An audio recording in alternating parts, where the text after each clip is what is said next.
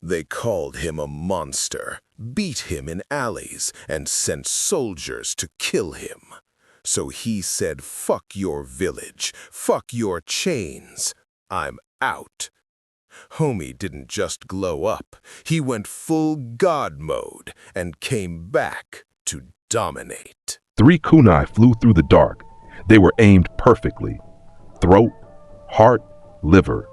The kind of precision that comes from throwing 10,000 blades into 10,000 practice dummies and then graduating to live targets.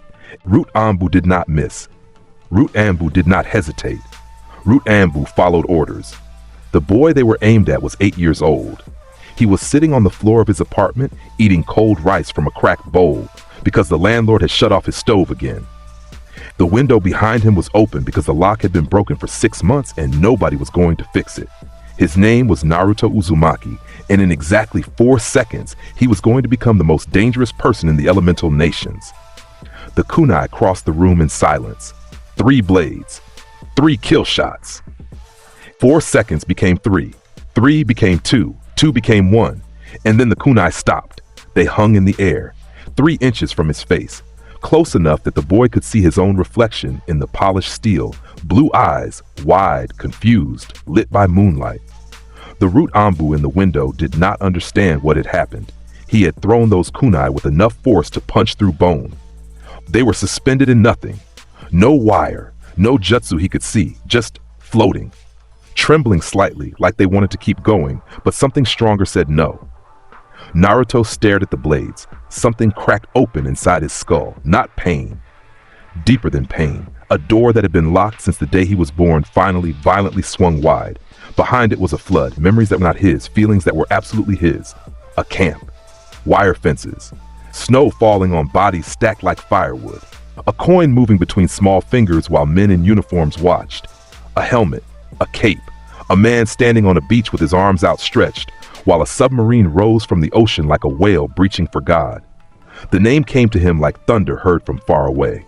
Max Eisenhardt. He did not understand it. He did not need to. Understanding could come later. What came now was certainty. A bone-deep soul-level certainty that said, "You have been here before. You have been small and powerless and at the mercy of men who followed orders.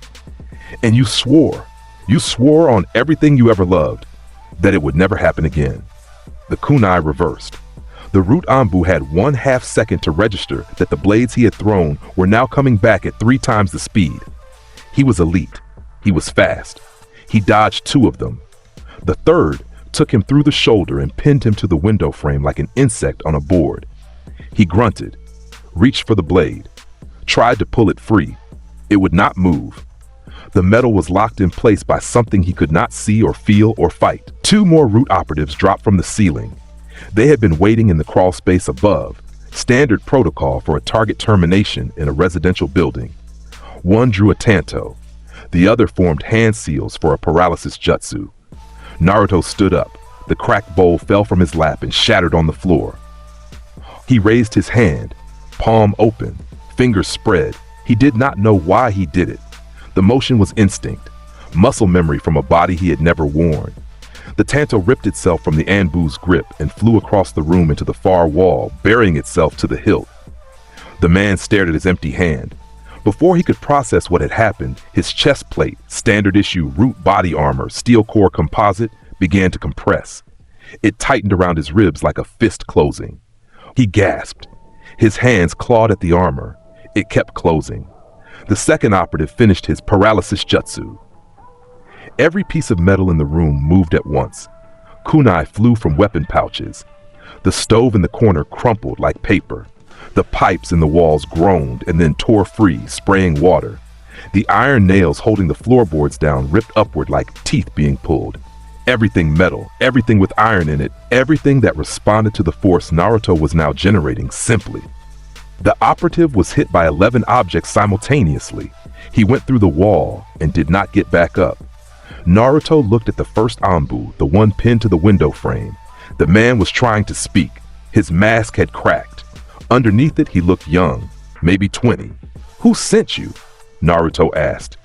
His voice was different. He could hear it himself.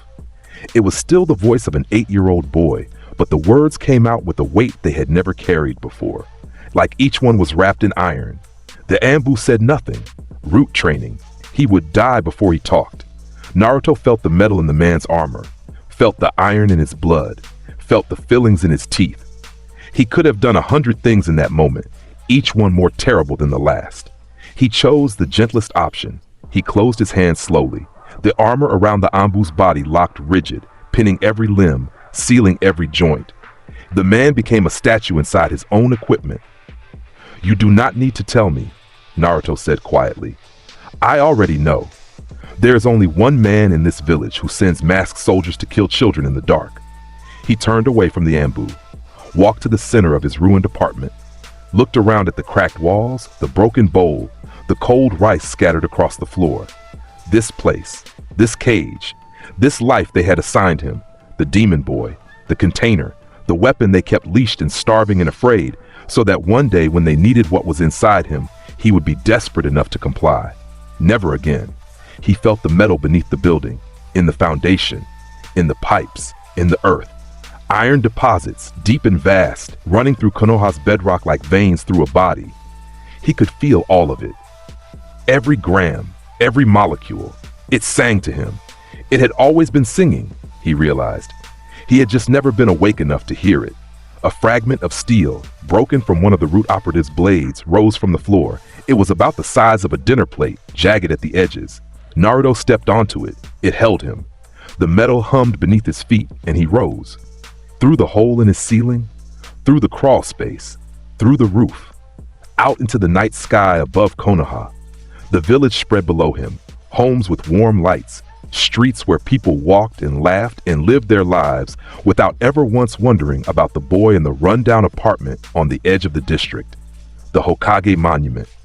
4 stone faces carved into the mountain, watching over everything, with expressions that promised protection and justice and all the things this village had never given him.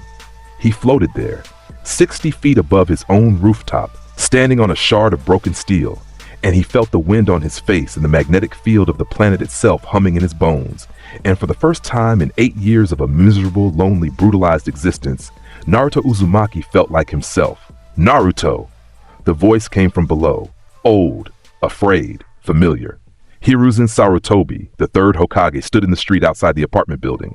He was in his full robes. 4 Anbu flanked him, his personal guard, not Root. He had arrived fast. The disturbance had been felt across the village.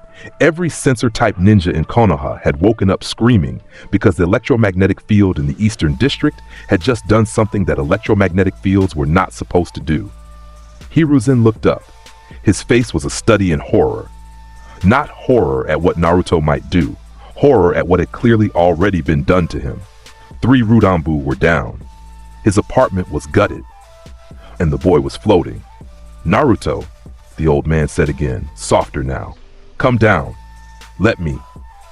"Let you what?" Naruto said. His voice carried. The metal beneath his feet amplified it somehow, sent it ringing down to the street with a clarity that made every word land like a hammer strike. "Let you explain? Let you apologize? Let you tell me that you did not know what Danzo was doing in your own village?" Hiruzen flinched. It was small, an old man's twitch, barely visible in the lamplight, but Naruto saw it, and that told him everything. "You knew," Naruto said, "or you suspected, and you did nothing, because the weapon was more valuable intact than safe." "That is not. I am not here to argue with you, Hokage." The title came out without respect. Just a word rank, a title held by a man who had let a child be hunted in his own village. "I am leaving tonight, and I want you to understand something before I go." Slack. He raised one hand. Every kunai on every Anbu in the street below snapped to attention, rising from weapon pouches and holsters like startled birds. They hovered in the air around Hiruzen's guard, a constellation of blades, each one pointed inward. The Anbu froze. They were elite. They were the Hokage's personal protection, and every weapon they carried had just been turned against them. Naruto held the formation for 3 heartbeats, then he released it. The kunai dropped, clattering to the street like rain. "The thing you normal humans never understand," Naruto said, looking down at the old man who had been the closest thing he had to a grandfather and had still in the end failed him. is that we are the future. You fear what you cannot control. You always have. You always will. Hiruzen said nothing. His pipe had gone out. His hands were shaking. I will not destroy your village tonight, Naruto said. You are old, and you are kinder to me than most, and that is worth something. But hear me clearly. If anyone from Konoha, anyone from any faction wearing any mask, comes after me, I will come back. And the next time I float above this village, I will not leave it standing. He turned on his platform of steel, faced east, felt the magnetic field stretching out ahead of him, across forests and rivers and mountains, across the entire vast and broken world he had been born into. He rose higher. The wind picked up. Below him, the village of Konoha grew small. He did not look back. He already knew what was behind him. The rails higher. The morning after Naruto Uzumaki left Konoha, 3 things happened. First, Danzo Shimura received a report that his route team had failed. All 3 operatives were alive but disabled. Their armor had been fused shut around their bodies. It took a team of blacksmiths 4 hours to cut them free, and when they were finally extracted, none of them could explain what had happened in terms that made tactical sense. The metal moved was the best anyone could offer. Danzo read the report twice. Then he burned it and sat alone in his office for a very long time, thinking about what he had miscalculated. Second, Hiruzen Sarutobi called an emergency meeting of the Jonin Council. He told them that Naruto Uzumaki, Jinchuriki of the Nine-Tailed Fox, had left the village. He did not tell them about Root. He did not tell them about Danzo. He told them that the boy had displayed abilities unlike any previously documented Kekkei Genkai, and that he was to be classified as a potential S-rank threat, effective immediately. The room went very quiet. An 8-year-old, S-rank. Several Jonin laughed. Hiruzen did not. I watched him disarm 4 Anbu without moving from where he stood, the 3rd Hokage said. He controlled every weapon in a 50-meter radius simultaneously. He was flying. I'm not using that word loosely. The boy was standing on a piece of metal and flying. If you are thinking about sending a retrieval team, I need you to understand what you would be sending them into. The laughter stopped. Third, and this was the one that mattered most. A boy with blonde hair and blue eyes landed in a forest clearing 40 miles east of Konoha, stepped off his steel platform, sat down on a rock and cried. He cried for about 10 minutes. Hard, ugly, gasping sobs, the kind that come from 8 years of loneliness and cruelty, finally having a release valve. He cried because he was 8 and alone, and the only home he had ever known, terrible as it was now behind him. He cried because he had memories in his head that did not belong to him. A wife, a daughter, a camp, a number tattooed on a forearm he did not have. And he did not understand them, but he felt them. God, he felt them so deeply he thought they might split him apart. And then he stopped. He wiped his face. He stood up. He looked at his hands, small, scarred, the hands of a child, and he felt the iron in the earth beneath his feet and the steel fragment hovering beside him like a loyal dog. And he said out loud to no one, enough. That was the last time Naruto Uzumaki cried for 3 years. He learned fast. Terrifyingly fast. The soul memory, that was what he called it, for lack of a better term, did not give him Max Eisenhardt's knowledge in clean, organized packets. It came in flashes, dreams, moments of deja vu so intense they knocked him sideways. He would be practicing pulling iron from a riverbed, and suddenly he would remember holding a gate shut against a wall of soldiers, not with his hands but with his mind, the metal screaming and bending, but holding because he told it to hold. He learned that his power had layers. The surface layer was telekinesis, but only for metal. Ferrokinesis, magnetokinesis. He could push, pull, lift, crush, twist, and reshape anything with iron or magnetic properties. At 8, he could move maybe 100 pounds of metal at once. By 9, it was 1,000. By 10, he stopped counting in pounds and started counting in tons. The deeper layer was the electromagnetic spectrum itself. He could feel it. Magnetic fields, electrical currents, the faint bioelectric signals of living bodies. He learned to generate electromagnetic force fields, invisible barriers of magnetic force that could stop kunai, deflect jutsu, and make him effectively untouchable at range. He learned to fly, not just on platforms, but by manipulating the magnetic field around his own body. He could hover. He could soar, He could move at speeds that made even the fastest shinobi look like they were running through honey. The deepest layer was the one that frightened him. Iron in blood, iron in bone, iron in every living creature on the planet. He could feel it. He could, if he reached deep enough, control it. Slow a heartbeat, stop blood flow, lock a body rigid from the inside. He practiced this on animals first, small creatures, rabbits and deer, and he hated himself for it. And he did it anyway because Max Eisenhardt had learned a long time ago that the powers you refuse to master are the ones that master you. He also trained in conventional ninjutsu. He was still a ninja. He still had enormous chakra reserves. The Nine Tails made sure of that. He taught himself the shadow clone jutsu from a memory that was half his own and half something stranger. He practiced chakra control. He built a foundation. Not because he needed it. His magnetic abilities alone could handle almost any threat, but because a man who relies on only one weapon is a man waiting to be disarmed. He spoke to the fox exactly once during those early months. He sat in meditation, sank into the seal, and found himself standing in a massive sewer before a cage the size of a cathedral. Two red eyes opened behind the bars. Teeth the length of swords gleamed in the dark. So, the Nine Tails rumbled. The jailer visits. Naruto looked up at the beast. Nine tails swayed behind it like columns of living fire. The air was thick with killing intent, raw, primal, the kind that made grown men lose control of their bladders. Naruto stood in it like he was standing in a light breeze. "I am not your jailer," he said. "I am your host. There is a difference." The fox laughed. It was not a kind sound. Pretty words. Every Uzumaki says the same thing before they tighten the chains. "I am not going to tighten anything. I am going to make you an offer." Naruto looked the Nine Tails directly in the eyes. "I know what you are. I know what they did to you. I know that you have been sealed, controlled, and weaponized for longer than most of the villages have existed. I know what it feels like to be treated as a thing instead of a being." The fox went quiet. Its tail stilled. "I am building something," Naruto continued. "A place where Jinchuriki are free, where the tailed beasts are not tools.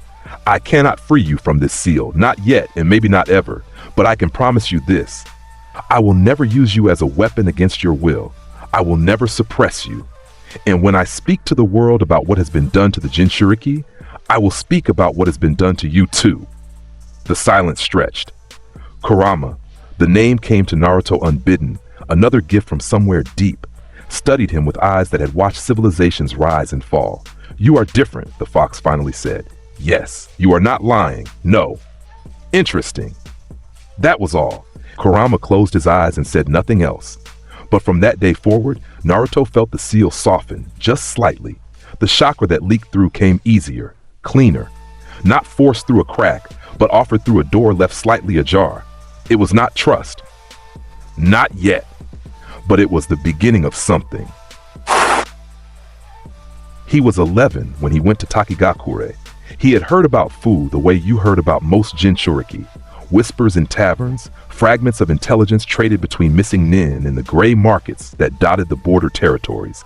The Seven Tails host, a girl, kept in the village as a weapon and treated like a disease. The details varied depending on who was talking, but the broad strokes were always the same. Takigakure used her. Takigakure feared her. Takigakure made sure she knew every single day that she existed at their pleasure. Naruto had heard this story before. He had lived this story before. Twice. He arrived at Takigakure on a morning. The village was hidden. That was its whole thing. The village hidden in a waterfall, built behind and beneath a massive cascade that made it nearly invisible to outsiders. The approach was through a cave system that required specific knowledge to navigate, guarded by sensor barriers and patrol teams. Naruto flew over the waterfall. He rose above the tree line on a disc of compressed iron he had pulled from a deposit 12 miles back and simply floated over the cascading water, the mist parting around his magnetic field like it was afraid to touch him. Below, the village spread out in a bowl-shaped valley, green, lush, beautiful, peaceful looking. He landed in the main courtyard, or rather, he descended, slowly, the disc beneath his feet humming. His dark coat he had abandoned orange a long time ago. He wore black now with a high collar, moving in the electromagnetic wind he generated passively. 2 gate guards saw him first. They were Chunin, competent, alert, and absolutely unprepared for what they were looking at. "Halt! Identify yourself!" Naruto looked at them. He did not stop descending. "Where is the Jinchuriki you keep caged in this village?" The guards looked at each other. One of them reached for the alarm seal on the wall behind him. Naruto raised a finger.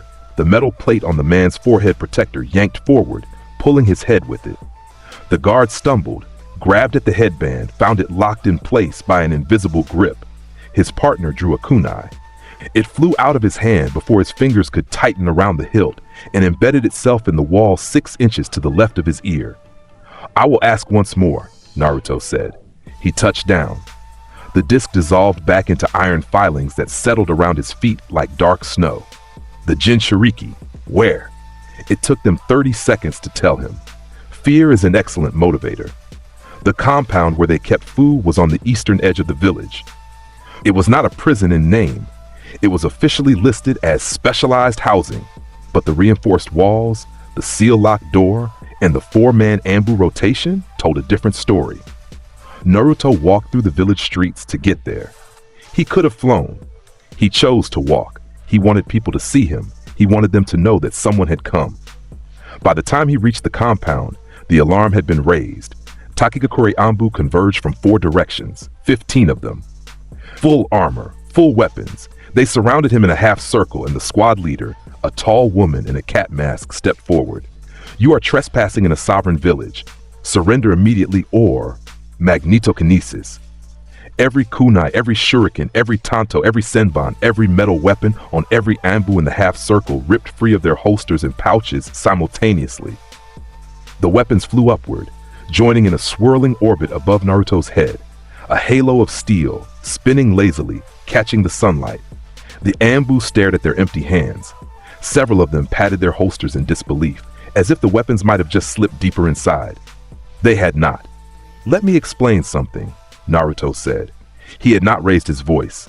He had not needed to. "I am here for the Seven Tails Jinchuriki. I am taking her with me. You can stand aside or you can stand in the way. One of these options ends with you going home to your families tonight. Choose quickly." The squad leader was brave. Genuinely brave. She started forming hand seals. Water style. Electromagnetic force field. The jutsu hit the barrier and splashed outward like water hitting a window. Naruto had not moved, had not flinched, had not even looked particularly interested. 3 more Anbu attacked simultaneously. 2 with taijutsu, 1 with a wind jutsu. Naruto raised both hands. Magnetic repulsion. The 2 taijutsu users hit an invisible wall 6 feet from him and were thrown backward so hard they left trenches in the courtyard stone.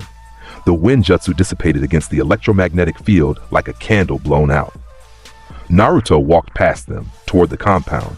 The remaining Anbu moved to intercept. He stopped, turned his head slightly. Not all the way, just enough.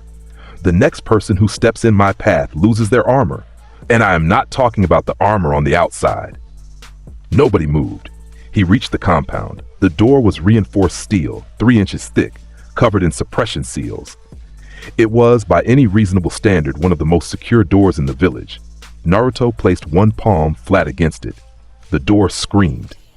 Metal does not actually scream, of course, but the sound it made as every bolt, every hinge, every plate, every welded joint was simultaneously ripped in a different direction was close enough.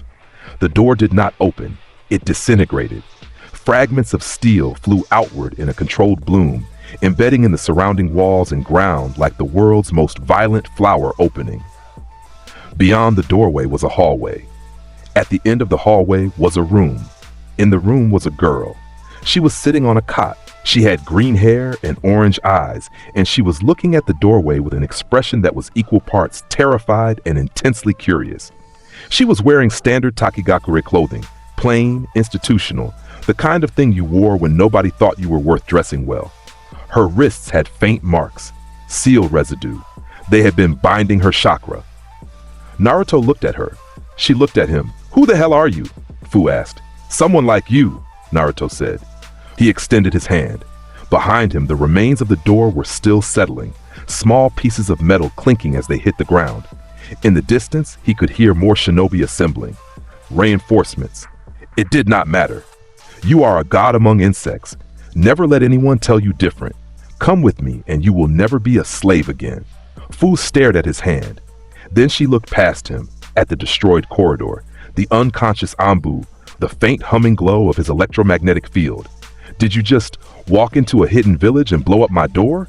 "Yes." "By yourself?" "Yes." "You're like 11. Also yes." Fu's face did something complicated. It went from fear to confusion to something that might have been hope, and then, impossibly, it landed on a grin. A massive, face-splitting, completely unhinged grin. "Oh, I am absolutely coming with you," she said, and grabbed his hand. And that was how Naruto Uzumaki recruited the first member of the Brotherhood of Tailed Beasts. Getting out of Takigakure was louder than getting in. The village mobilized fast, give them credit. By the time Naruto and Fu reached the main courtyard, there were 60 shinobi between them in the sky. Chunin. The village leader himself, a gray-haired man named Shibuki, who looked like he was going to be sick. "You cannot take her," Shibuki shouted. His voice cracked on her. "She is a Takigakure asset." She is a person," Naruto said. "And she is leaving with me. If you want to stop us, you are welcome to try. But I should tell you, the iron content of the bedrock beneath this village is approximately 18%. Do you know what I can do with 18%? Shibuki did not know. He did not want to find out. Geomagnetic pull. The ground shook. A rumble that ran through the stone beneath the village like a bass note through a speaker. And then from the cracks in the courtyard, from the gaps between buildings, from the cliff face behind the waterfall, iron. Raw iron ore, red, black, and gleaming, tearing free of the earth in chunks the size of wagons. It rose into the air around Naruto and Fu in a spiraling column, forming a massive, rotating shell of raw metal that blocked every line of sight and every angle of attack. Inside the shell, it was almost peaceful. The metal hummed. Fu looked around with wide eyes. "This is so cool," she whispered. "This is the coolest thing that has ever happened to me." "Hold on," Naruto said. The shell compressed, flattened, formed a disc beneath their feet, and then they rose. Straight up, through the mist of the waterfall, through the spray and the roar, up and up until the village was a green dot in a bowl of rock far below. Naruto angled them east. The disc hummed, caught the wind, and they flew. Behind them, 60 shinobi stood in a courtyard that looked like a giant had punched the earth and pulled out handfuls of stone. Shibuki sat down very slowly on a piece of rubble. His hands were shaking. "What," he said to no one in particular, "was that?" No one had an answer. Fu would not stop talking. This was the thing about Fu that Naruto had not anticipated. He had expected gratitude. He had expected questions. He had maybe expected some tears, some processing, some quiet reflection on what had just happened. What he got was a 13-year-old girl who had been locked in a compound for most of her life and suddenly had access to the entire sky, and she had opinions about everything. "So you can control metal? All metal? What about gold? Gold isn't magnetic. Can you control gold? What about silver? Can you make jewelry? Oh my God, can you make me a crown? I've always wanted a crown. Not a big one, a tasteful one, with points. Do you eat? You look like you don't eat. We should eat. Where are we going? Do you have a base? Is it cool? Please tell me it's cool. If your base is lame, I'm going to be so disappointed." Naruto stared straight ahead. The wind whipped past them. Below, forests blurred into fields, blurred into rivers. "The base is not lame," he said eventually. "Good. What's your name?" "You never told me your name. Rude, by the way. You blow up my door, give me this whole speech about gods and insects. Great speech. By the way, I'm stealing that. And you don't even introduce yourself. I'm Fu, but you knew that. Obviously. Naruto. Naruto Uzumaki." "Naruto, like the fish cake?" He closed his eyes briefly. "Like the maelstrom." "Sure, fish cake. So Naruto, do you have any other friends? Or is it just you and the terrifying magnetic powers and the brooding?" "I do not brood. You're literally wearing all black and floating in the sky. You are the definition of brooding. You are the poster child for brooding. If they had a dictionary for brooding, your picture would be..." "There are others," Naruto said. "Other Jinchuriki. I'm going to find them. All of them." Fu went quiet. For the first time since they had met, her face lost the manic energy and showed something softer, something fragile. "Others like us?" she asked. "Yes, And you're going to, what? Free them? I'm going to give them a choice, the choice nobody ever gave us. Fu was quiet for a long time after that. The wind filled the silence. Below them, the world scrolled past like a painting being slowly unrolled. When she finally spoke again, her voice was smaller than before. I've never met anyone like me. I didn't even know there were others. They told me I was the only one. They said I was a monster and there was only one of me, and I should be grateful they let me live. Naruto looked at her. She was staring at the clouds, and her eyes were wet, and she was smiling anyway because Fu, he was already learning, smiled through everything. There are 9 of us, he said. 9 Jinchuriki. 9-tailed beasts sealed inside 9 people who never asked for any of it, and every single one of us has been treated the same way. Weapons, monsters, things to be used and feared and locked away. That's messed up, yes? So we're going to find all of them? Every one, and then what? And then we build something better, a place where we are not weapons, where we are not afraid, where we are free. Fu grinned again. This one was different from the manic grin in the compound. This one had weight behind it. Belief. I'm in, she said. I'm so in, but I'm still getting a crown. They found Utakata in Kirigakure, or rather, they found him near Kirigakure, because Utakata had left Kirigakure the way most missing nin left the bloody mist, running, bleeding, and deeply uninterested in going back. He was 20 years old, lean, angular, and had the general demeanor of a wet cat who had been forced to attend a birthday party. He wore a blue kimono. He blew bubbles from a pipe, which was apparently how the Six-Tails chakra manifested. The bubbles were extraordinarily beautiful and also capable of melting human bone on contact. Naruto found him sitting on a rock by a creek blowing acid bubbles at insects. It was somehow the saddest thing Naruto had ever seen. Utakata, Naruto said, landing on the far bank. The Six-Tails Jinchuriki. Utakata did not look up. Go away. I am Naruto Uzumaki, the 9-Tails Jinchuriki. Congratulations, go away. I'm building a brotherhood, a sanctuary, a safe haven, a better world. Utakata blew another bubble. It drifted, iridescent, and dissolved a beetle. I've heard the rumors. The child with the magnetic powers who walked into Takigakure and left with their Jinchuriki. Very dramatic, very impressive. Still going away. Fu popped up from behind Naruto. He's always like this, she stage whispered. She had met Utakata 30 seconds ago. Can you believe this guy? I can hear you, Utakata said.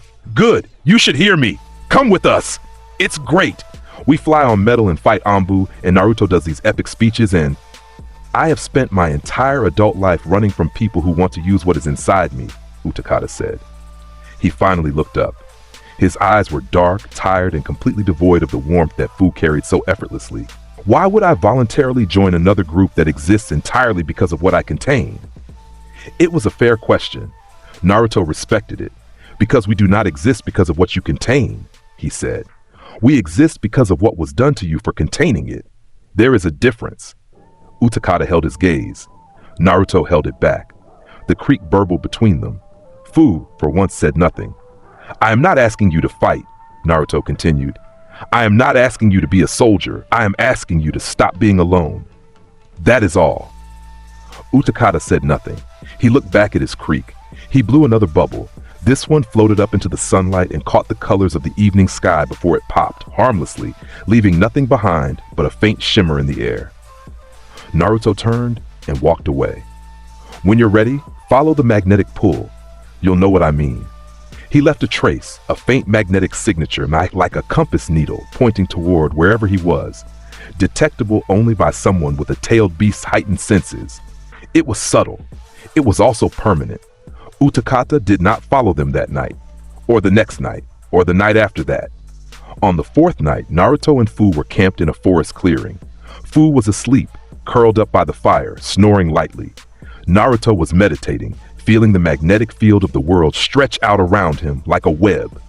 He felt the disturbance before he heard the footsteps. Someone approaching. Someone carrying a 6-tails worth of chakra and a deeply inconvenient amount of pride. Utakata stepped into the firelight. He had his bubble pipe. He had a small travel bag. He looked like he had lost an argument with himself and was furious about it. I am not doing speeches, he said. Fine, Naruto said. And I am not wearing a matching outfit. We do not have matching outfits. Good, because I would rather dissolve myself in my own acid than wear matching outfits. Noted. Utakata sat down by the fire. He did not say anything else. He did not need to. In the morning, when Fu got up and saw him, she shrieked so loudly that birds fled from trees a quarter-mile away, tackled him in a hug, and refused to let go for a full 3 minutes, while Utakata stood rigid with his arms at his sides and his expression suggesting that he had made a terrible, terrible mistake. "Welcome to the Brotherhood," Fu yelled. "I regret everything," Utakata said. Naruto watched them from across the clearing, Fu hanging off Utakata like a barnacle. Utakata looking mortified but not, he noticed, actually pushing her away. The fire crackling between them, the forest quiet around them. Something warm settled in his chest. Something that Max Eisenhardt had felt before long ago, with a different group of outcasts in a different world. It was a start. Over the next year, the Brotherhood grew. They found Yugito Ni, the Two-Tails Jinchuriki, in a safe house outside Kumogakure. She was the only Jinchuriki who had been treated with a degree of respect by her village. Kumo valued its Jinchuriki as weapons of war and afforded them accordingly. But respect and freedom are not the same thing. Yugito was a weapon, a well-maintained, well-fed, well-housed weapon, but a weapon still.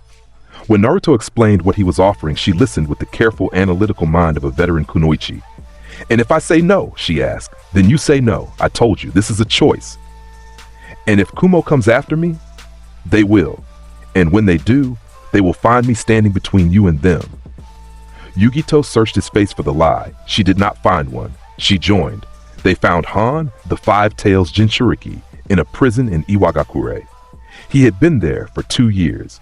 The Stone Village had decided he was too dangerous to field and too valuable to kill. So they kept him in a box, literally. An iron box, underground, sealed with enough suppression tags to choke a dragon. The irony of imprisoning someone in an iron box when Naruto was coming for them was so enormous that Fu actually laughed about it for 3 days straight. Naruto stood outside the Iwagakure maximum security facility. He raised one hand. Geomagnetic eruption. The iron box that held Han burst from the ground like a seed sprouting from hell. It tore through 50 feet of rock and soil, trailing earth and shattered suppression seals, and landed in the courtyard with a crash that shook buildings a mile away. Naruto pulled the walls apart like opening a gift. Han stood inside. He was enormous, tall and broad and wearing steam-powered armor that was cracked from years of disuse. He looked at Naruto. He looked at the sky. He had not seen the sky in 2 years. "Come with me," Naruto said. Han stepped out of the box, looked at the 60 panicking Iwanin converging on the courtyard, and then looked back at Naruto.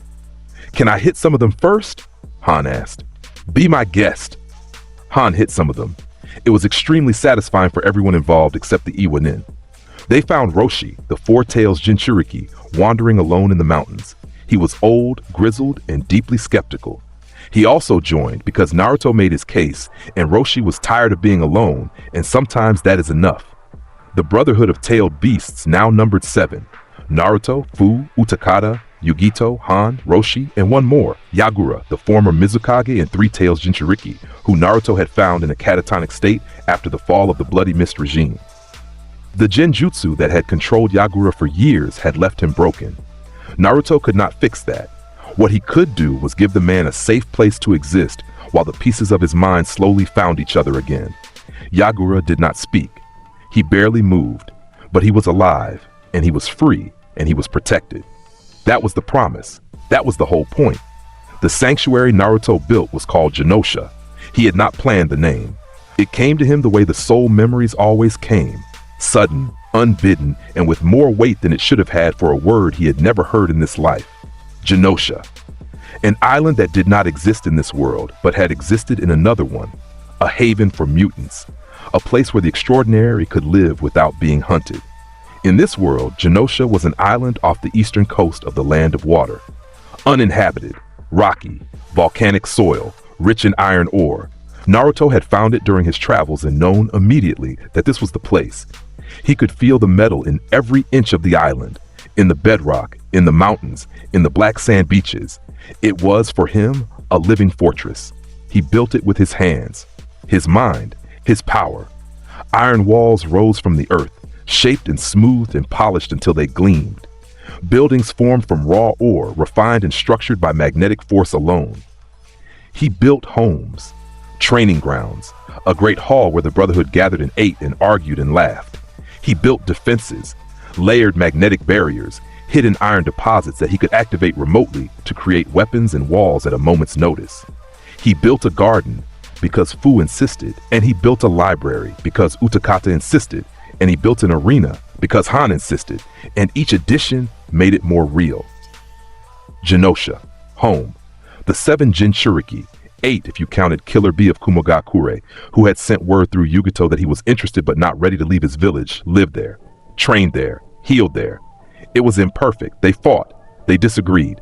Roshi and Han bickered constantly. Utakata and Fu had a dynamic that was either deep friendship or a slow-motion assassination attempt, depending on the day. Yugito watched everything with the sharp eyes of a woman who trusted no one completely but wanted to. And Naruto held it all together. The boy who had been thrown out of a village for being a monster built a home for monsters, and it was the most human thing in the elemental nations.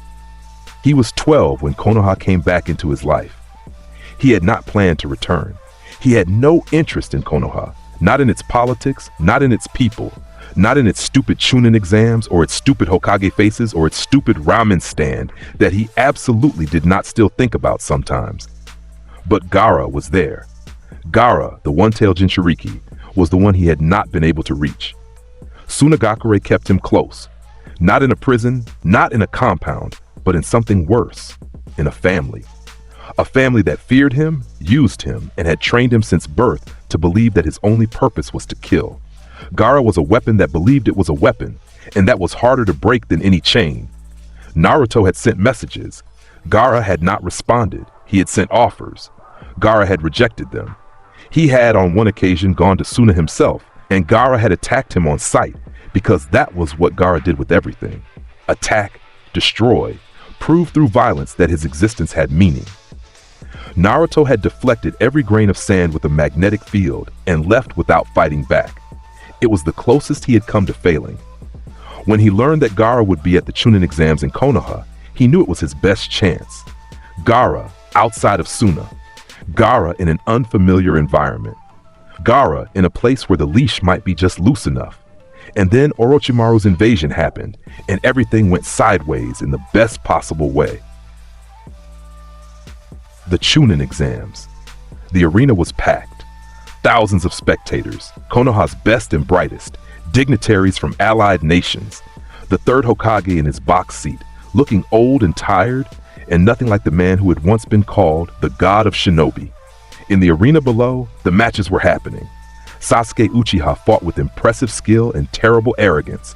Rock Lee fought with everything he had and lost anyway. Shikamaru Nara forfeited because thinking was easier than fighting. Gaara stood in the center of the ring and destroyed everyone who came near him. Sand erupted. Bones cracked. The crowd cheered and flinched in equal measure. There was something wrong with Gaara. Something beyond the one tail, something fundamental.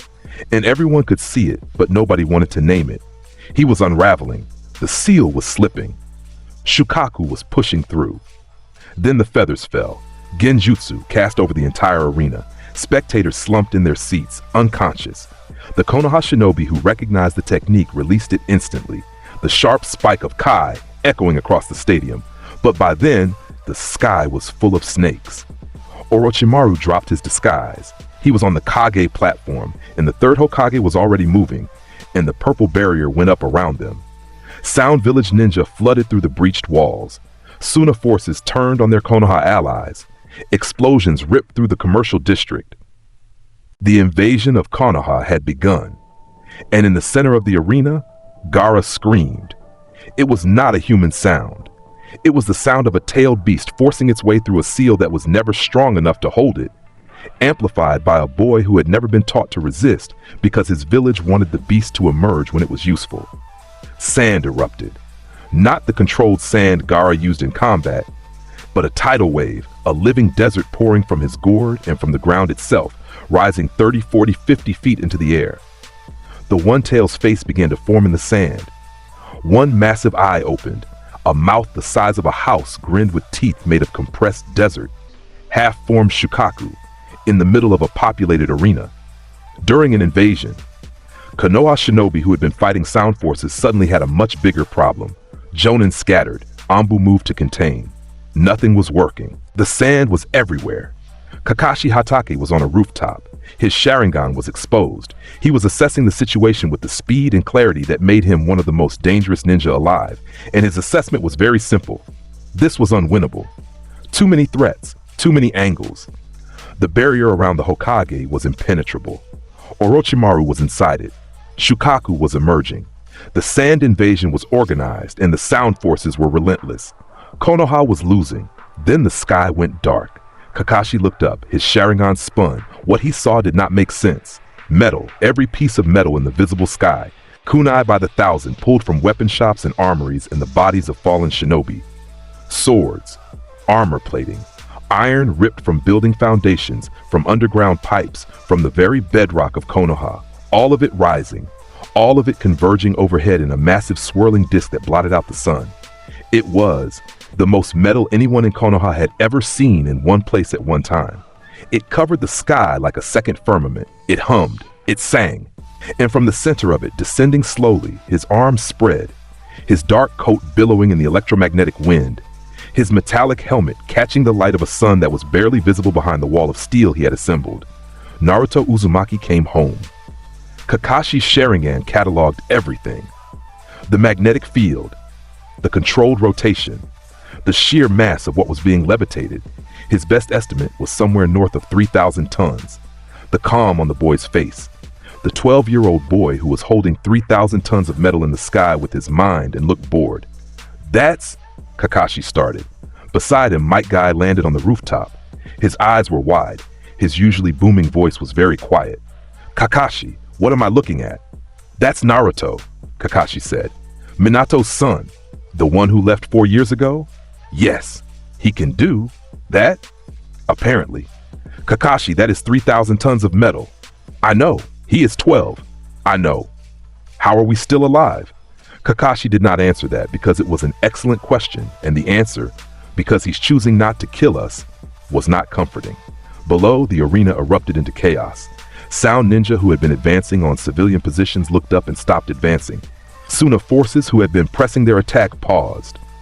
Everyone paused, because the sky was made of blades, and there was a boy floating in the center of it, and the world had suddenly become a very different place than it had been 30 seconds ago. Naruto descended into the arena. He touched down on the sand-covered ground, 20 meters from the half-formed Shukaku.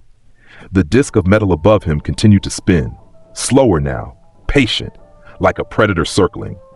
A squad of Sound Ninja, 4 of them, Chunin level, aggressive and stupid, rushed him from the left. They threw kunai. They formed hand seals. They were very motivated and very confident. Polarity reversal. Their own kunai spun in midair and returned. Not at the same speed, faster, much faster. The 4 Sound Ninja went down in the time it takes to blink, their own weapons embedded in their own armor, their own ambush reversed so completely and so casually that it barely qualified as a fight. It was more like a natural consequence. You throw metal at Naruto Uzumaki, the metal comes back. This is physics, not combat. A group of Suna Jonin, 5 of them, veterans, moving in formation, came from the right. One of them recognized Naruto. His face went white. That's him!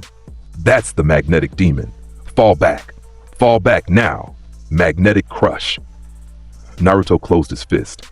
Every piece of metal on the 5 Jonin compressed, armor folded inward, weapons bent, swords snapped. One man's arm guards crushed down around his forearms hard enough that he screamed and dropped. The others shed their equipment frantically, literally tearing off their armor, their holsters, anything metal, and ran. Naruto let them run. He was not here for them. Kakashi appeared. He dropped from the rooftop and landed in the arena, 20 feet from Naruto. His Sharingan was locked on. His body was tense. His hands were ready. Naruto, Kakashi said. His voice was calm, professional, and very carefully empty of threat. What are you doing here? Naruto looked at him. Kakashi Hatake, the copy ninja, my father's student. Something flickered across Kakashi's visible eye. He had not expected Naruto to know that. I am here for the one-tailed Jinchuriki, Naruto said. Stay out of my way, and I will do what your entire village cannot. I will stop that. He pointed at the growing form of Shukaku. Get in my way, and I will go through you. Choose. Kakashi looked at Shukaku, looked at Naruto, looked at the 3,000 tons of metal still spinning above the village. He was a genius. He made the calculation in a heartbeat. He stepped aside. Naruto walked toward Gaara. The sand came for him first. A wave of it, dense and fast, Shukaku's autonomous defense reacting to a perceived threat. It hit Naruto's electromagnetic force field and stopped. Grains of sand piled against the invisible barrier like snow against a window. Naruto did not slow down. More sand, tendrils this time, spearing toward him from multiple angles. He raised one hand. Magnetic mineral extraction. The sand screamed. Or rather, the iron content within the sand, minute particles of magnetite, iron oxide, trace metals, responded to his call and tore free. The sand lost its cohesion. Shukaku's ultimate defense, the sand that no one in the history of the ninja world had ever fully penetrated, collapsed in on itself. As the magnetic minerals that gave it structure and density were ripped away, the iron particles joined the orbit above Naruto's head. Gaara's sand armor cracked. Not because Naruto hit it, but because the iron content that reinforced it was no longer cooperating. Shukaku's half-formed face turned toward Naruto. One massive eye focused on him with the fury of a tailed beast that was moments from full emergence and deeply offended by the interruption. You, Shukaku roared. What are you? Naruto looked up at the beast. He was 12 years old. He was 5 feet tall. The one tail was 40 feet tall and growing. Naruto's expression did not change. I am the one who is telling you to sit down, Naruto said. Sit down. He raised both hands. The disc above the village shifted. A section broke away, 500 tons of iron and steel, and formed into a massive elongated spike, a javelin the size of a building, spinning with electromagnetic energy. Magnetic Lancer. The javelin drove into Shukaku's shoulder, not the sand avatar, not the defense, the chakra construct itself. The iron spike, charged with magnetic force and laced with the Nine-Tails chakra that now leaked through Naruto's field like golden fire, punched through the One-Tail's form and pinned it to the arena floor. Shukaku howled. The sound shattered windows across 3 districts. The sand avatar thrashed, tried to reform, tried to push the spike out. The metal held. The metal always held. Naruto walked through the thrashing sand. Grains whipped around him and bounced off his field like hail off a tin roof. He reached the base of the sand construct and looked up at where Gaara was embedded in the forehead of the beast, the human core, maintaining the transformation, his eyes wild and empty and terrified. Gaara, the boy looked down. His Shukaku-ringed eyes, gold and crazed, focused on Naruto. I know what you are, Naruto said. I know what they made you. I know about the assassination attempts your father ordered. I know about Yashimaru. I know about every lie they told you, that you were a weapon, that you were unlovable, that your purpose was to kill. Gaara stared. The sand around him trembled. They were wrong, Naruto said. About all of it. You don't know anything about me, Gaara whispered, but his voice cracked. I know everything about you, because I am you. Different village, different beast, same cage. Naruto extended his hand upward. The same hand, the same gesture, every time. You have been a weapon your entire life. You do not have to be anymore. Come with me or do not, but you are free either way.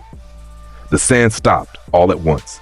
Shukaku's form began to dissolve, not because the seal reasserted itself, but because Gaara, somewhere inside the chaos and the rage and the voice of a demon that had been screaming in his head since birth, chose to let go.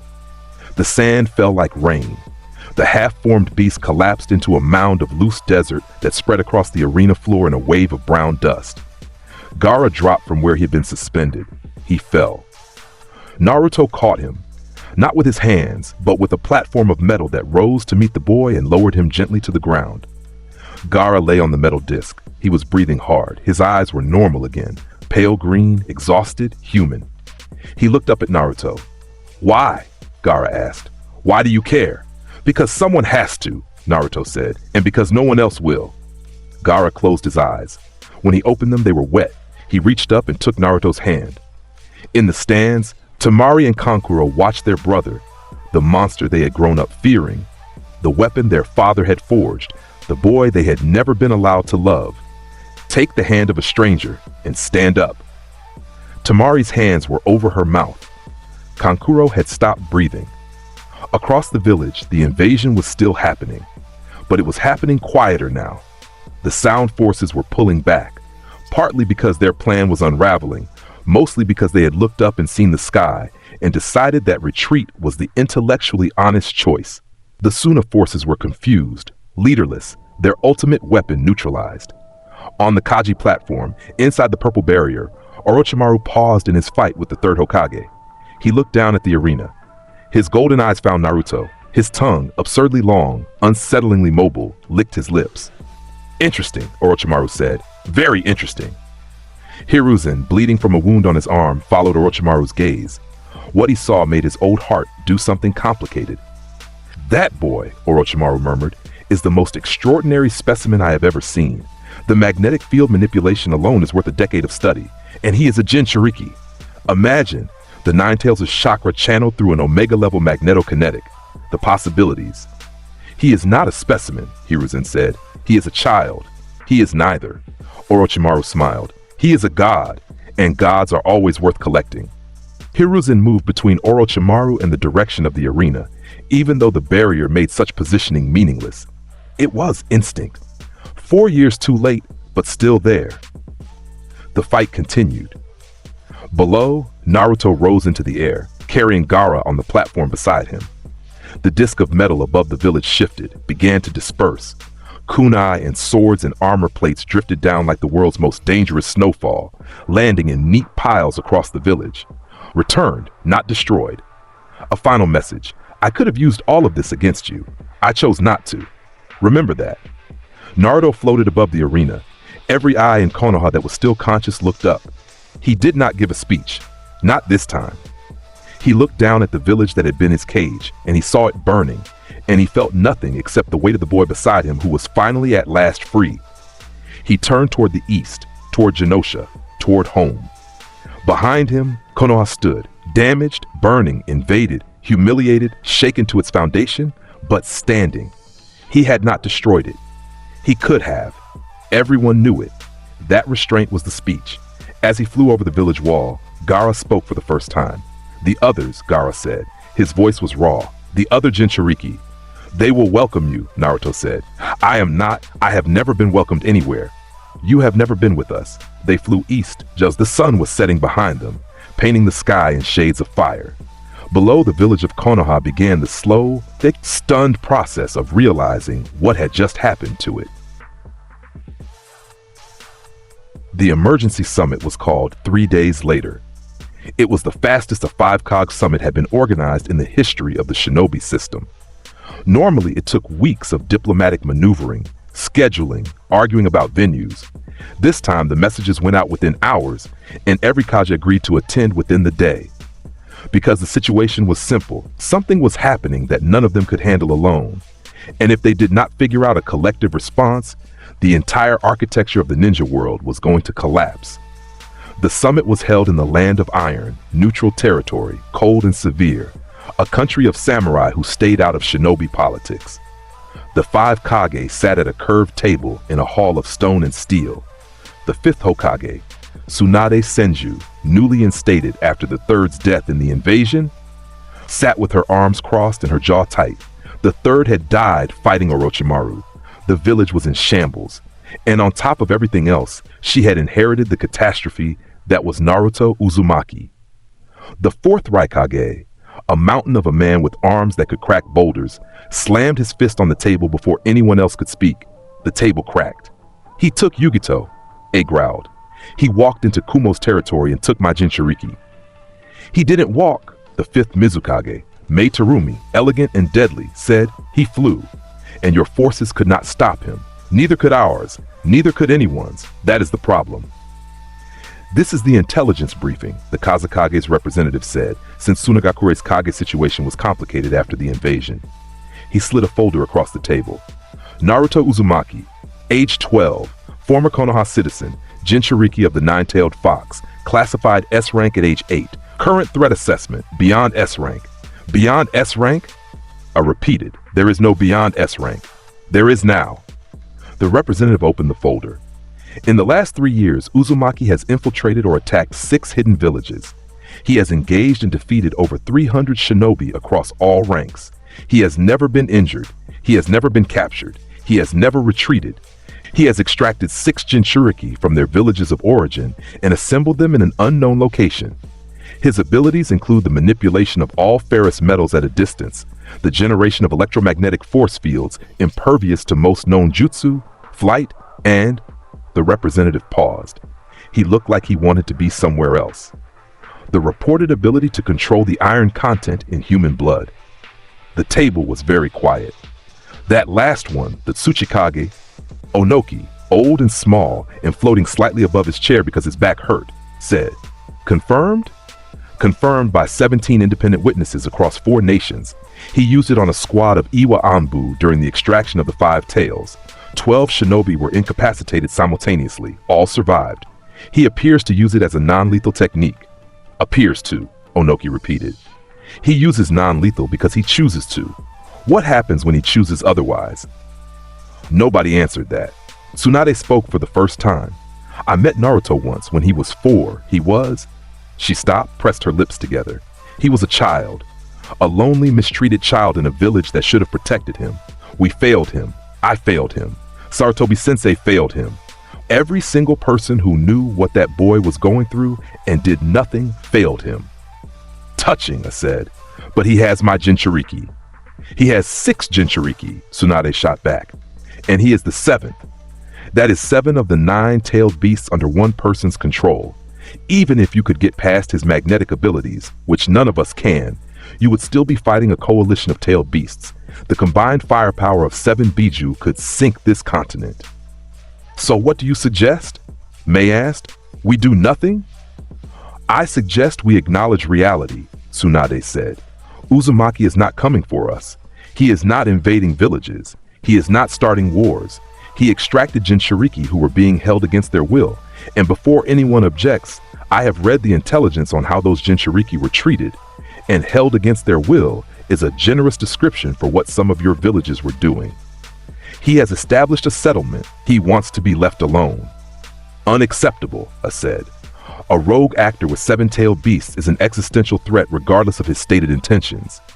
Then send your army, Onoki said dryly. I will watch from here. I stood up. His chair flew backward. Is that a challenge, you ancient? Enough. Mifune, the samurai general hosting the summit, spoke from his position at the head of the hall. There is another consideration, one you have all been avoiding. He looked at each Kaji in turn. The Akatsuki, Mifune said, the criminal organization that has been collecting Jinchuriki for its own purposes. Uzumaki has done in 3 years what the 5 great nations collectively failed to do. He has made the Akatsuki's mission exponentially harder. They cannot collect Jinchuriki if the Jinchuriki have a protector, one who is, by all accounts, more powerful than any single Akatsuki member. The Kaji exchanged glances. This was the point none of them had wanted to reach, because it led to a conclusion none of them liked. Naruto Uzumaki was a problem, but he might also be the only solution to a bigger problem. The summit ended without resolution. It always does. But the intelligence reports kept circulating, and the name kept growing. Naruto Uzumaki, the magnetic demon, the Iron King, the Lord of Genosha. In every village, in every intelligence division, in every dark room where old men and women made decisions about the fate of the world, the same question echoed. What do we do about the boy who can tear the iron from the earth? Nobody had an answer. On Genosha, life continued. The island had become something remarkable. Naruto's magnetic construction had transformed it from a rocky, volcanic wasteland into a fortress sanctuary that felt alive. Iron walls rose from the cliffs, shaped into sweeping, organic forms that caught the sea wind and sang. The main settlement was built around a central hall, the Great Hall, Fu called it, because she had named everything on the island and no one could stop her, where the Brotherhood gathered for meals, for meetings, for arguments that invariably ended with someone throwing something at someone else. Gaara adapted slowly. He did not speak much for the first week. He sat in corners. He watched the others with eyes that expected violence at any moment. His sand stayed close, wrapped around him like a security blanket. ready to shield him from threats that were no longer there. Fu, characteristically, did not give him space. She invaded his space, relentlessly, cheerfully. She sat next to him at meals even when he visibly flinched. She told him stories about the island, about the others, about the weird fish she had found in the tide pools. She asked him questions he did not answer and did not seem bothered by the silence. On the third day, Gaara said a full sentence to her. "Your stories are pointless." Fu beamed. "He speaks! Did you hear that? Gaara spoke. I'm going to celebrate. Does anyone have cake? We should have cake." "I said your stories are pointless, and yet you're still sitting here listening. Interesting." Gaara stared at her. Something complicated happened behind his pale green eyes. Not warmth, not yet, but the first faint crack in the wall. Utakata watched this from across the room, blowing bubbles. "She's going to break him with kindness," he observed. "She broke you with kindness," Han pointed out. "I was never broken, right? I was mildly inconvenienced." "You carried her on your shoulders for 3 miles because she said her feet hurt." She was very convincing. Naruto watched all of this from the head of the table. He ate his rice. He drank his tea. He listened to his people, his family, being alive and loud and present in a way that none of them had been before Genosha. Han arguing with Roshi about the correct way to cook fish. Yugito sharpening her claws, literally. The two tails gave her retractable claws, with a meditative focus that made everyone slightly nervous. Yagura sitting in the corner, silent but present, his eyes tracking movement, slowly reconnecting with a world that had been stolen from him. And Fu, steadily, patiently, impossibly, teaching Gaara that it was possible to exist in a room full of people and not be hated. These were the scenes that mattered, the quiet ones, the ones between the battles and the speeches and the flying and the destruction. Because the Brotherhood was not a military organization. It was not a power block. It was a family built by people who had never been allowed to have one, and every meal shared, and every argument had, and every stupid joke told was a tiny revolution against a world that had tried to convince them they were not people. Naruto trained them too, not to be soldiers. He had been clear about that from the beginning, but to understand and control what they were. Each Jinchuriki had a unique relationship with their tailed beast, and most of those relationships were defined by fear, suppression, and violence. Naruto's philosophy was different. "The beast inside you is not your enemy," he told them, gathered on the training grounds, the sea wind carrying his voice. "It is not your prisoner. It is not your weapon. It is a being, ancient, powerful, and deeply wronged by the same system that wronged you. Learn its name. Speak to it. Listen. You will be surprised by what you hear." Fu had been the first to fully synchronize with Chome, the Seven Tails. Their bond was natural, almost effortless. Fu's irrepressible optimism had apparently worn down a 1,000-year-old beetle deity in record time. She could manifest Chome's wings, fly under her own power, and generate scale powder that could blind, paralyze, or explode depending on her mood. Utakata and Seiken, the Six Tails, had reached an uneasy truce that looked, from the outside, exactly like their human relationship. Two beings who respected each other but would rather die than admit it. Utakata's bubble techniques had evolved into something genuinely beautiful and genuinely horrifying, which was Utakata in a nutshell. Gaara's relationship with Shukaku was the most damaged. The one tail had been weaponized from the moment of Gaara's birth, and the seal had been designed to let the beast's bloodlust leak into Gaara's mind, keeping him unstable and violent. Naruto spent hours with Gaara, teaching him meditation techniques adapted from his own practice, helping him build mental walls between his consciousness and Shukaku's influence. Progress was slow, but it was real. Unreal. The night before everything changed, Naruto stood on the highest point of Genosha, a cliff overlooking the Eastern Ocean, and felt the world. He did this sometimes, reached out with his magnetic sense, and felt the planet's electromagnetic field stretch around the globe like a net. He could feel the iron deposits on every continent. He could feel the faint magnetic signatures of every village, every city, every concentration of metal. At full extension, he could feel the planet's core itself, molten iron, spinning, generating the magnetic field that made everything he did possible. He had touched it once. reached all the way down with his mind and felt the core respond to him like a dog recognizing its master. The experience had lasted 2 seconds and given him a nosebleed that lasted an hour. He had not done it again, but he could feel it. Always. The potential, the scale of what he could do if he stopped holding back. Not out of weakness, but out of the simple understanding that some powers, once unleashed, cannot be ununleashed. Max Eisenhardt had learned that lesson too late. Naruto would not make the same mistake. He felt them approaching long before they arrived. 2 signatures, moving fast, not trying to hide. Coming from the northwest, mainland direction. One large, radiating a chakra signature that felt like the ocean during a storm. One smaller, tighter, controlled, radiating almost nothing because he was that good at suppression. Naruto opened his eyes. "Fu," he said quietly. The wind should not have carried his voice to the settlement below, but a small iron sphere floating near the main building vibrated at the frequency of his words, amplifying them. "Wake the others. We have company." The Brotherhood assembled on the beach in 4 minutes. Gaara stood at Naruto's right, his sand shifting around his feet, his face calm in the way it had become since Genosha. Not the empty of a broken boy, but the focused calm of someone who had found something worth protecting. Fu was at his left, Chome's wings flickering in and out of visibility on her back, green and gold and iridescent. Utakata stood behind them, pipe in hand, a ring of bubbles already orbiting his body. Han and Roshi flanked the edges. Yugito crouched on a rock, her eyes reflecting light like a cat's. 7 Jinchuriki, on a beach, facing the ocean. The moon was high and the water was black, and the world was about to learn what happened when you came to Genosha uninvited. They came out of the darkness like sharks breaking the surface. Kasame Hoshigaki hit the beach first. He was enormous, blue-skinned, gill-marked, like grinning with teeth that belonged in a deep-sea nightmare. Samahata was on his back, wrapped in bandages that could not quite contain the thing's excitement. It was squirming. It could feel the chakra on this beach, 7 Jinchuriki worth of it, and it was hungry. Itachi Uchiha landed beside him. Silent, composed. His Sharingan was active. 3 Tomoe spinning slowly, taking in everything, revealing nothing.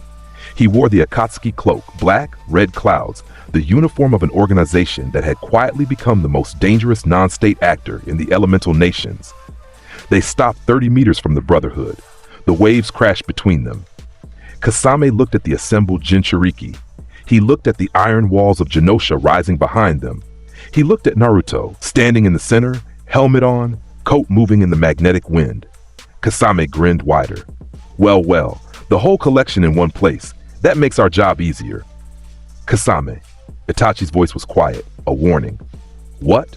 I'm being friendly. Kasame unslung Samahata and drove it into the sand. The blade was enormous, 6 feet long, covered in scales that rasped and shifted. It hummed with a hunger that was almost audible. So you're the kid who's been causing all the trouble? The magnetic demon, the Iron King. You know, I've been looking forward to this. I haven't had a real fight in months. Naruto looked at him, then at Itachi, then back at Kasame. He did not uncross his arms. You think you can defy the Akatsuki, brat? Kasame pulled Samahata free, swung it casually. Sand erupted where the blade dragged. You think your little island fortress and your little brotherhood scare us? We've killed Kage. We've toppled villages. You are a child with a magnet. Naruto said nothing for a long moment. The electromagnetic field around him was visible now, a faint shimmer, like heat haze that made the air around his body ripple. His brotherhood was tense, ready, weapons and abilities primed. Naruto held up one hand. His brotherhood stopped. They had learned what that gesture meant. I have this. He looked at Kasame. Peace was never an option, Naruto said. He snapped his fingers. Samahata screamed. The living sword, a blade made of metal scales, a weapon that consumed chakra, a legendary artifact of the 7 swordsmen of the mist, tried to resist. Its scales flared. Its mouth opened. It bit down on the chakra in the air, trying to anchor itself against the force that was suddenly and irresistibly pulling it upward and away from the man who held it. Kasame tightened his grip. His arms strained. Veins stood out on his blue skin. His teeth were clenched, his feet planted, every muscle in his massive body fighting against the magnetic force that had seized his weapon and decided it was leaving. It was not a contest. Samehada ripped free of Kasame's hands with a sound like tearing canvas. The blade shrieked, a genuine, audible, almost pitiful shriek, as it flew upward and away, spinning end over end, 200 meters into the air. Naruto flicked his wrist and the blade shot sideways, embedding itself in the cliff face a quarter-mile down the beach with enough force to crack the rock. Kasame stared at his empty hands. His palms were bleeding. The scales had torn his skin as the blade was ripped away. "That sword," Naruto said, "is an insult to the concept of craftsmanship. It is a parasite pretending to be a weapon. You are welcome to retrieve it when we are done here." Kasame's grin was gone.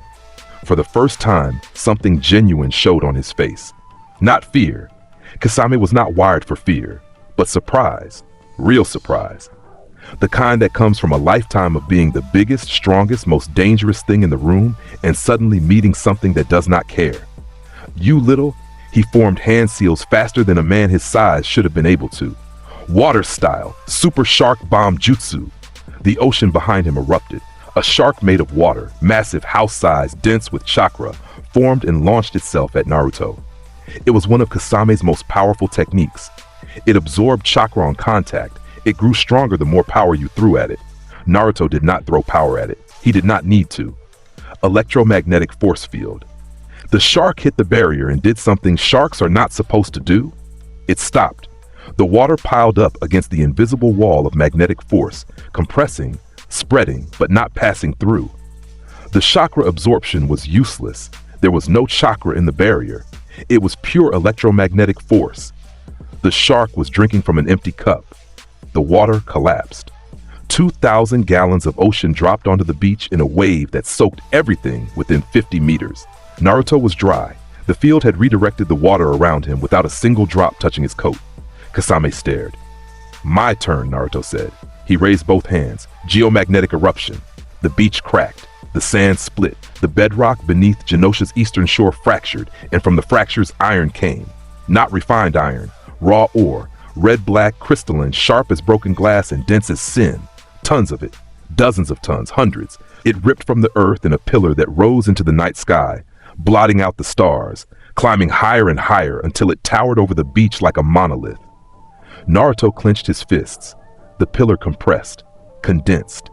100 tons of raw iron ore, compressed by magnetic force into a sphere 30 feet across, so dense that the air around it warped, so heavy that the sand beneath it cratered just from the gravitational pull. Itachi's Sharingan widened, 1 fraction of a millimeter.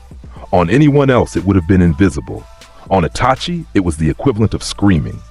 Naruto looked at Itachi. Itachi looked at the sphere.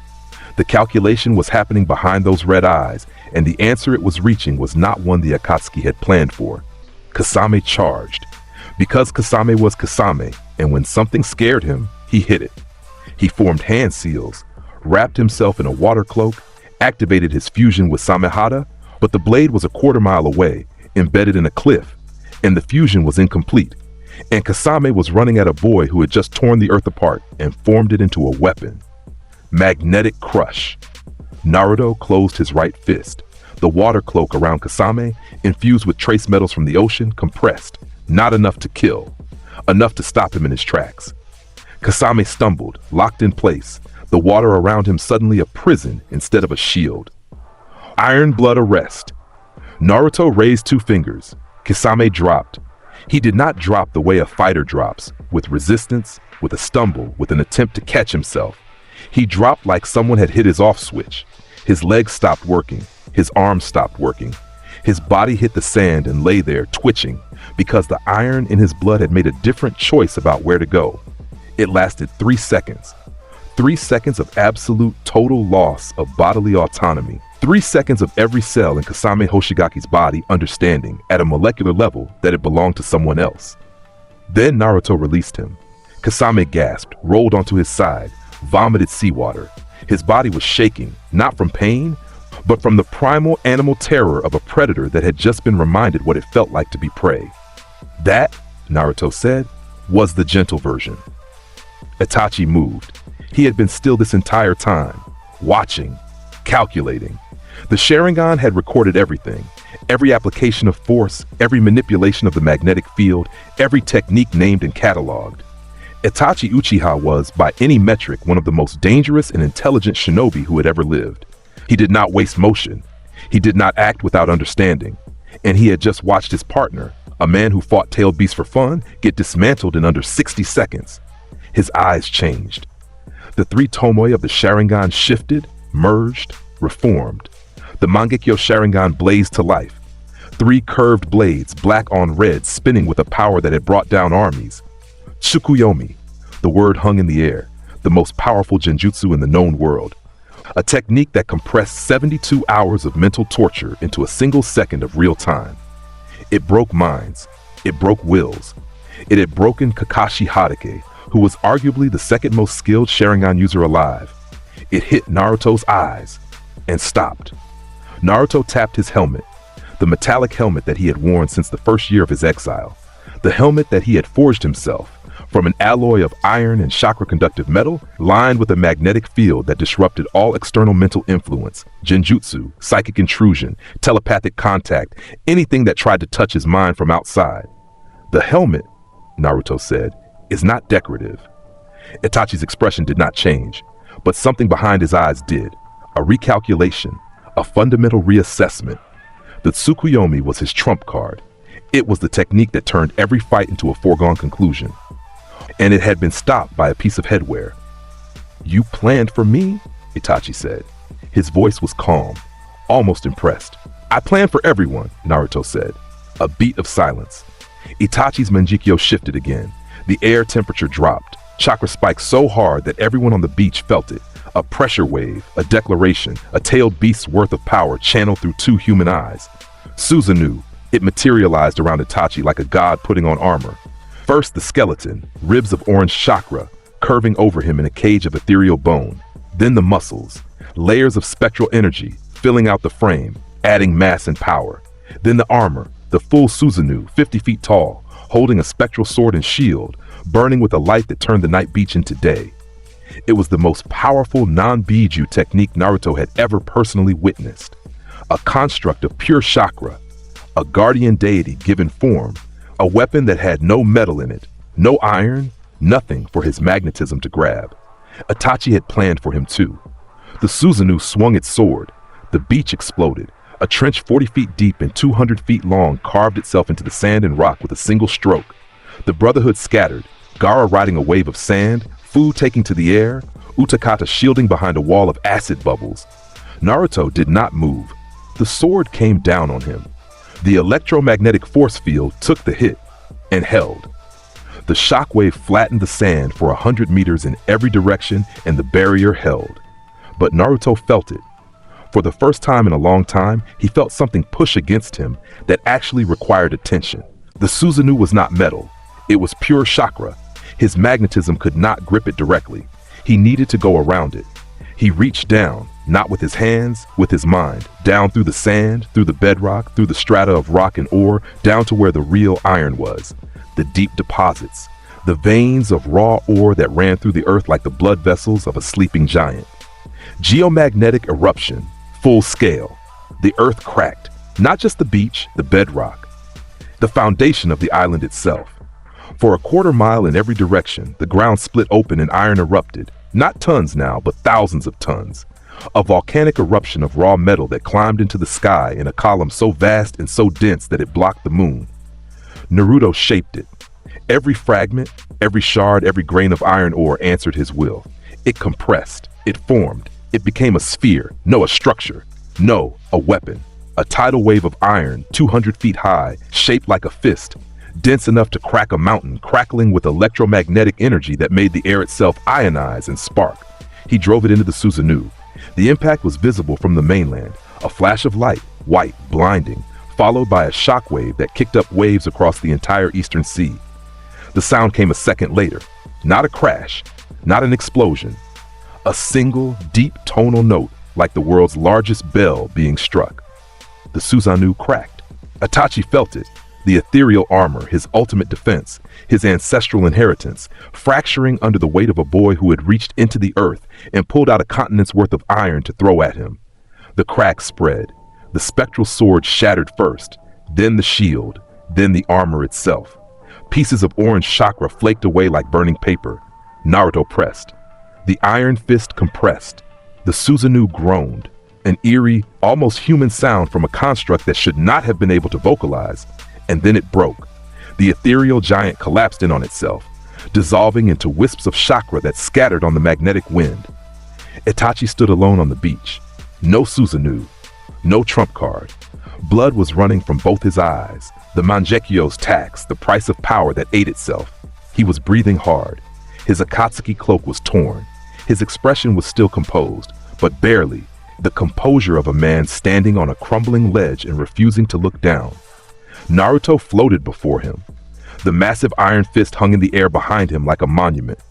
The electromagnetic field around him was fully visible now, golden red, nine-tailed chakra bleeding through, mixing with the magnetic force, creating a nimbus of power that made him look exactly like what he was, something beyond human.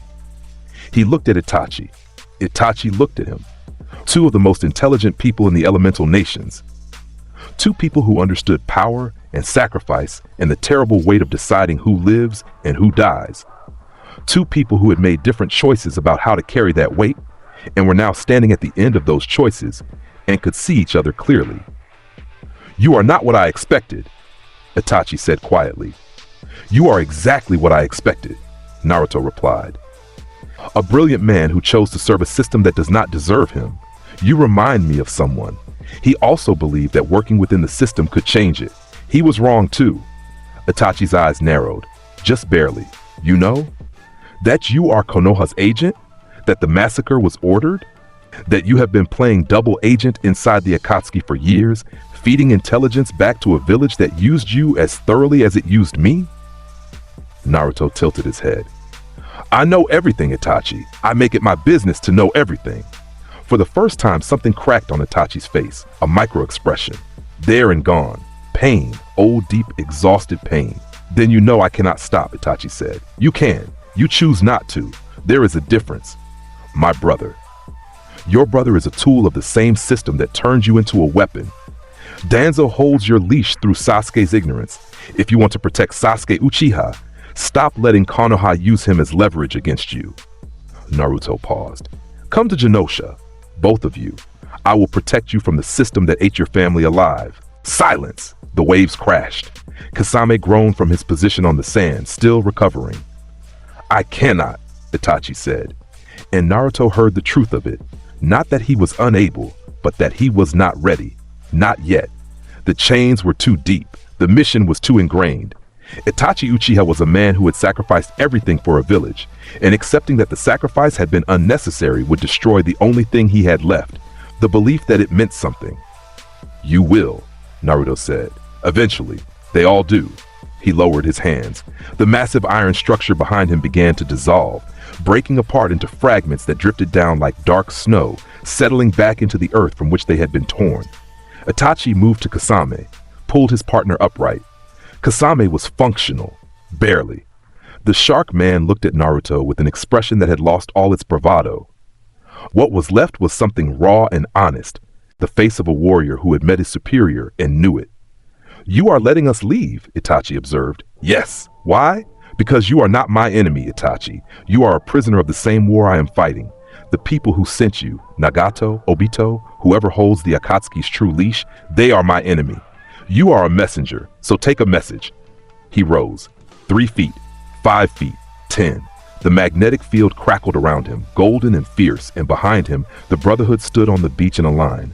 7 Jinchuriki, their powers primed, their eyes hard, their postures saying the same thing in 7 different body languages. "This is our home, and you will not take it." Naruto's voice carried across the water, across the beach, across the night. It carried the way certain voices always carry, with the weight of absolute conviction, the resonance of someone who means every word and has the power to back each one with apocalyptic force. "Tell your master this. I am not here to negotiate. I am not here to make demands. I am here because this world made a mistake. It tried to turn gods into weapons, and it forgot that gods do not serve.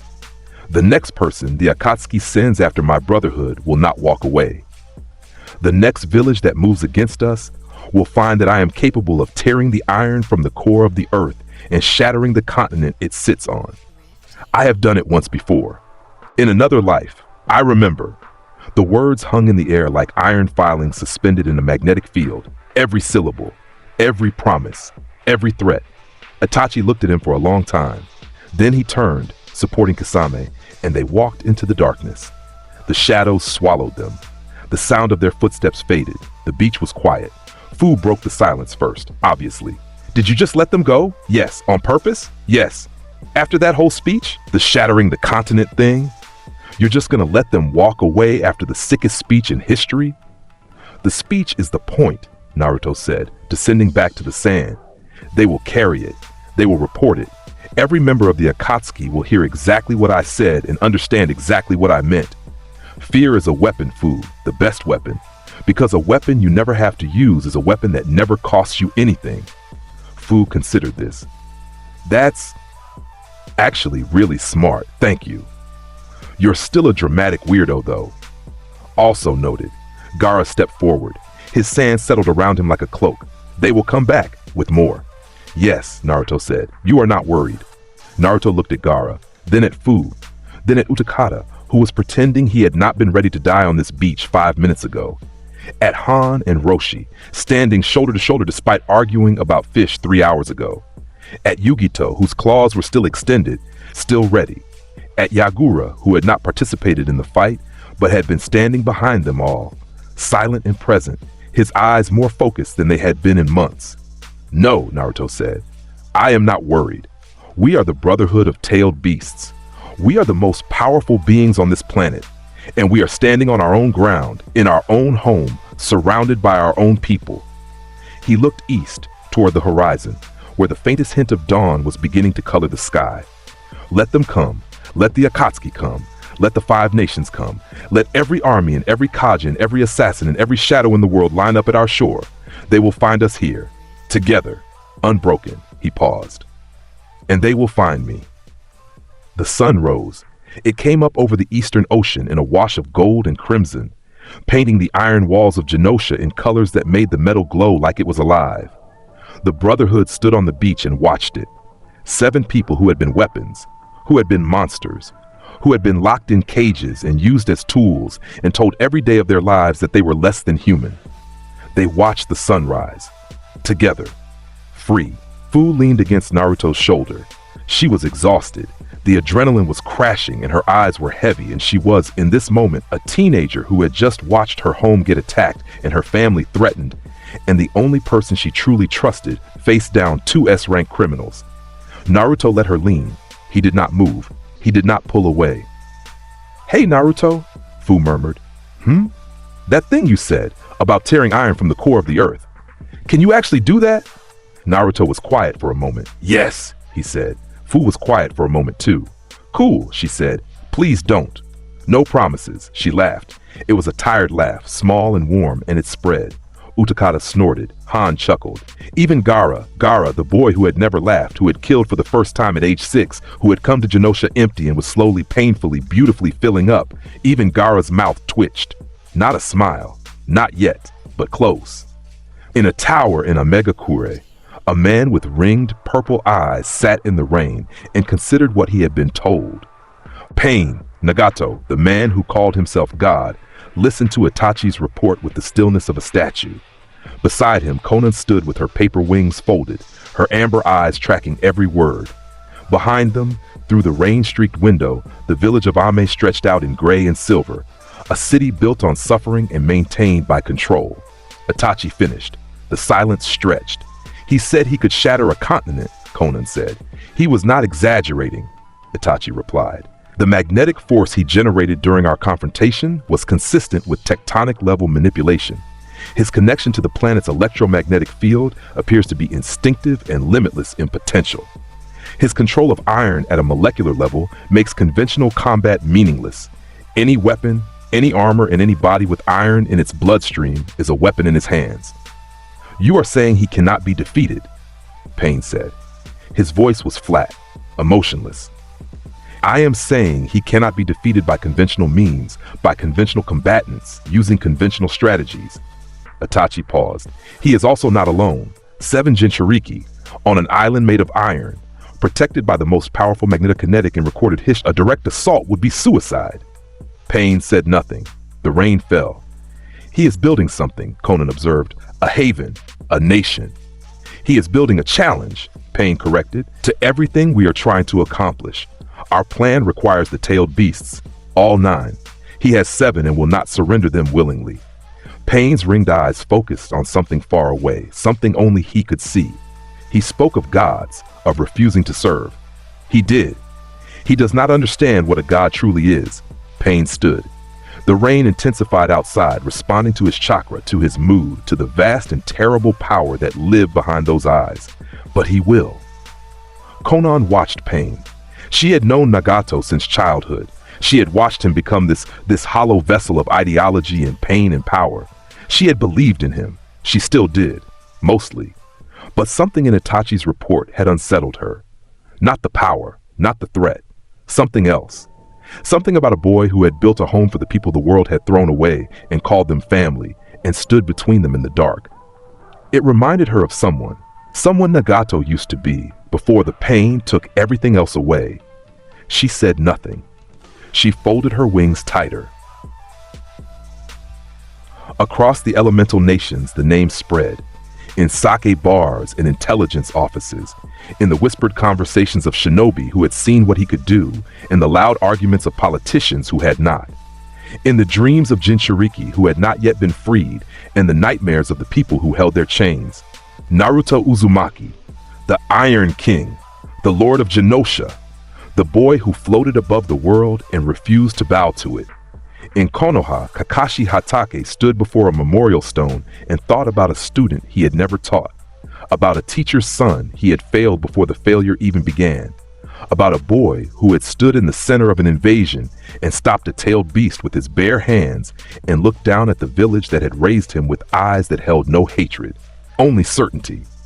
In Suna, Tamari stood on a wall and looked east and thought about her brother, about the monster they had all been told he was, about the hand he had taken and the sky he had disappeared into.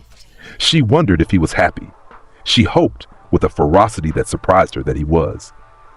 In Kumo, the 4th Raikage broke another desk. In Iwa, Onoki floated above his village and felt, for the first time in decades, genuinely old. Old and afraid. In the forest between nations, a boy with orange hair and ringed eyes moved through the shadows toward Amigakure, carrying a message from a god to a man who called himself one. In a cave deep underground, a masked man sat before a massive statue and adjusted his plans. Tobi, Obito, the man who pulled strings from behind every curtain. He had been planning to collect the tailed beast slowly over the course of years. That plan was now ashes. The boy changes things, he said to the darkness. The darkness, being darkness, did not reply. He thinks he is building something new, something better. He thinks he can protect them all. He stood. His single Sharingan gleamed behind the mask. He cannot. No one can. This world is fundamentally broken and the only fix is total. He will learn. They always do. He faded into the spiral of his Kamui and was gone. On Genosha, the morning after the battle, Naruto stood in the great hall. His brotherhood was gathered, eating breakfast, nursing bruises, arguing about whether Han's cooking or Roshi's cooking was more likely to cause actual casualties. Fu was telling the story of the fight to Yagura, who may or may not have been listening, using increasingly dramatic hand gestures and sound effects. And then, boom, he pulls this massive iron fist out of the ground, and it's like the size of a building, and Itachi's Susanoo thing just cracks, and I'm standing there like, "You were standing behind a rock," Utakata said. "I was strategically positioned behind a rock. There's a difference. The difference is that one sounds brave and the other is what actually happened. I will dissolve you. You are welcome to try." Naruto listened to them. He ate his rice. He drank his tea. The great hall was warm and loud and full of life, and through the iron walls he could feel the whole island. His island, their island, humming with the same electromagnetic pulse that ran through his own veins. Gaara sat beside him, eating slowly, carefully, like someone who was still learning that food could be shared instead of stolen. They will come back, Gaara said again, quieter this time. Not a warning, a question. Yes, Naruto said, they will. What will you do? Naruto set down his tea. He looked at Gaara, the boy who carried a desert in his soul and was learning for the first time what it felt like to be rained on. What I have always done, Naruto said. Stand between you and whatever is coming. All of you. That is what I am for. Gaara was quiet for a moment. Then, you do not have to carry this alone. I know, but I can. So I will. Gaara looked at him. Then he looked at the Brotherhood, at Fu, who was now demonstrating a flying kick to a non-responsive Yagura, at Utakata, who was catching the kicked plates and bubbles with annoyance, at Han and Roshi, who had moved from arguing about cooking to arguing about whose tailed beast was more annoying, at Yugito, who was watching the whole scene with a small, rare smile. They would stand with you, Gaara said. I know. Will you let them?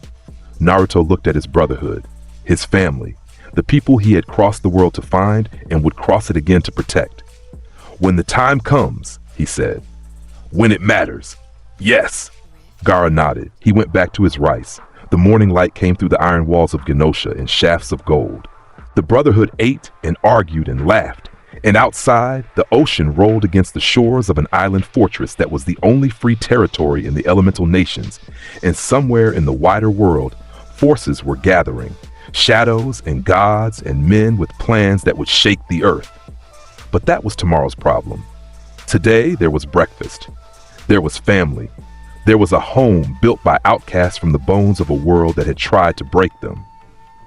And there was Naruto Uzumaki, 12 years old, sitting at the head of the table, wearing his helmet, drinking his tea, feeling the iron in the earth and the pull of the planet's core, and the vast, limitless potential of everything he could do with it.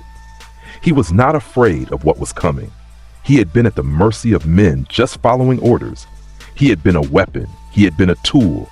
He had been a monster in a cage, fed scraps and beaten and told to be grateful for the privilege of existing. Never again. He finished his tea. He set down the cup. He looked at his family. Fu, stop kicking the dishes. Utakata, stop enabling her by catching them. Han, Roshi, your cooking is equally terrible, and that is not a compliment. Yugito, thank you for being the only adult in this organization. Gaara, eat your rice. I am eating my rice. Eat it faster. We have training in 20 minutes, and I am not waiting for anyone. Fu groaned. Can't we have one morning off? We literally fought the Akatsuki last night. We fought 2 members of the Akatsuki last night. There are 8 more, plus Pain, who considers himself a literal god, plus whoever is pulling Pain's strings from the shadows. And yes, there is someone pulling Pain's strings, because there's always someone pulling strings. This is the ninja world. The strings never end. You're so paranoid. I am prepared. There is a difference. Same thing with extra steps. Naruto looked at Fu. Fu looked at Naruto. The staring contest lasted 4 seconds. Fine, Naruto said. Training in 30 minutes. Victory. Fu threw her arms up. Her plate went flying. Utakata caught it in a bubble. This is my life now, Utakata said to no one. You love it, Fu said. I tolerate it. Same thing with extra steps. Naruto stood. He walked to the Great Hall's entrance and looked out at Genosha. The iron walls, the training grounds, the gardens Fu had planted and somehow kept alive. The library that was growing because Utakata kept stealing books from every port town they visited. The beach where they had fought and won and stood together against the dark. His home. Their home. The first place any of them had ever been free. A storm was coming. He could feel it in the magnetic field. Not a literal storm, though those were easy to feel too.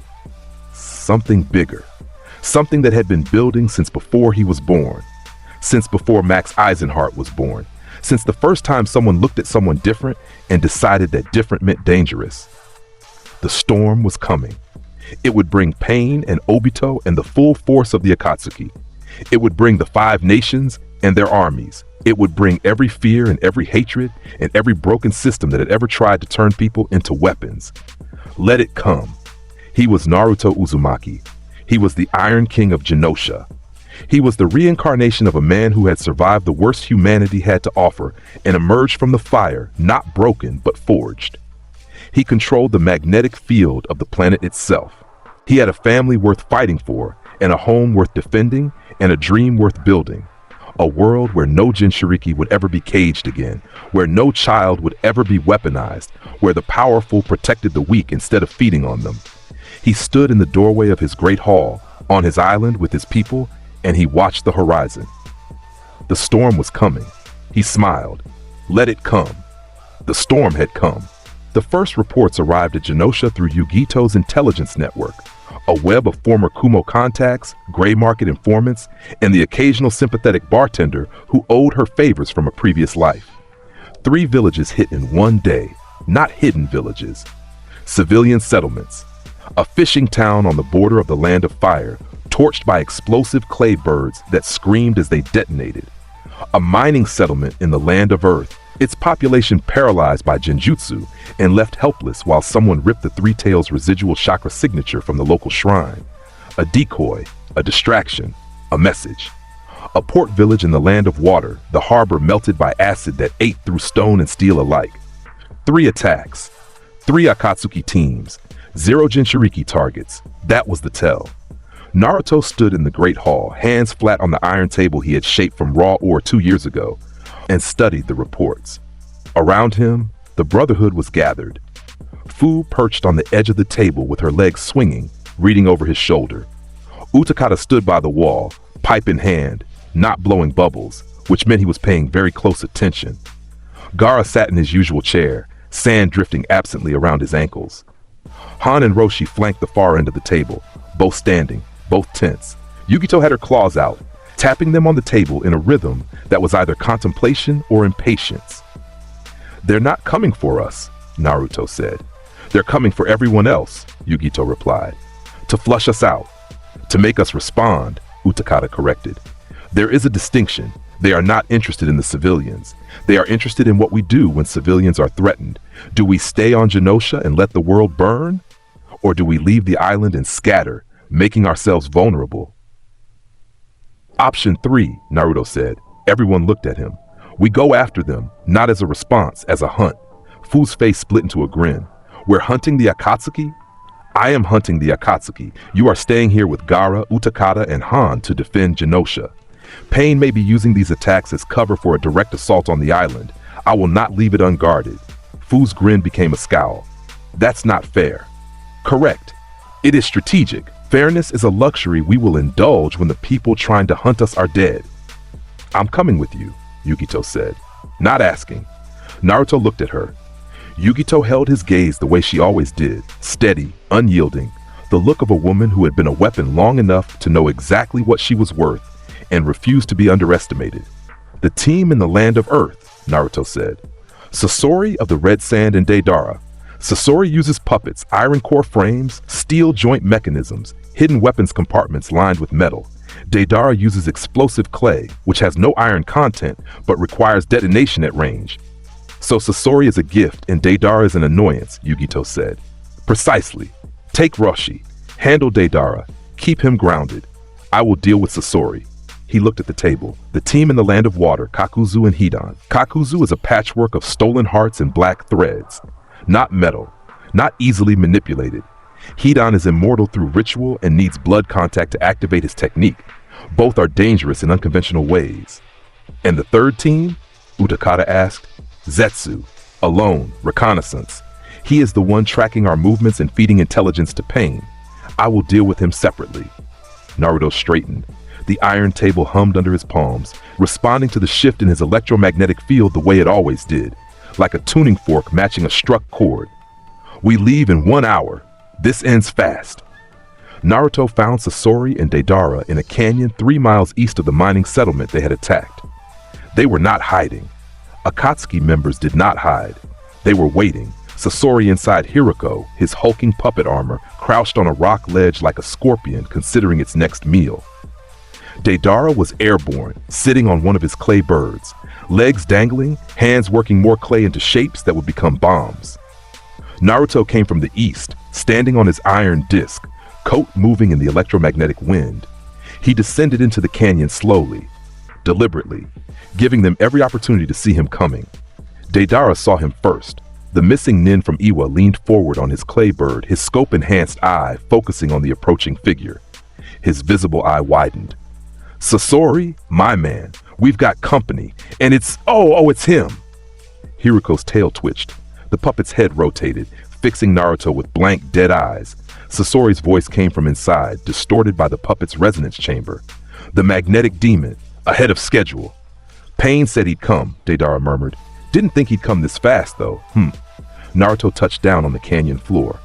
The disc beneath his feet dissolved into iron filings that spread across the stone like a dark tide. He looked up at Deidara on his bird. He looked at Sasori in his shell. You attacked civilians, Naruto said. We got your attention, yeah? Deidara grinned. His hands were already working, mouths in his palms chewing clay. That was the whole point, and now you're here, away from your little island, away from your little brotherhood, and it's just you against Tag. Magnetokinetic seizure. Hiruko exploded, not from an attack, from the inside.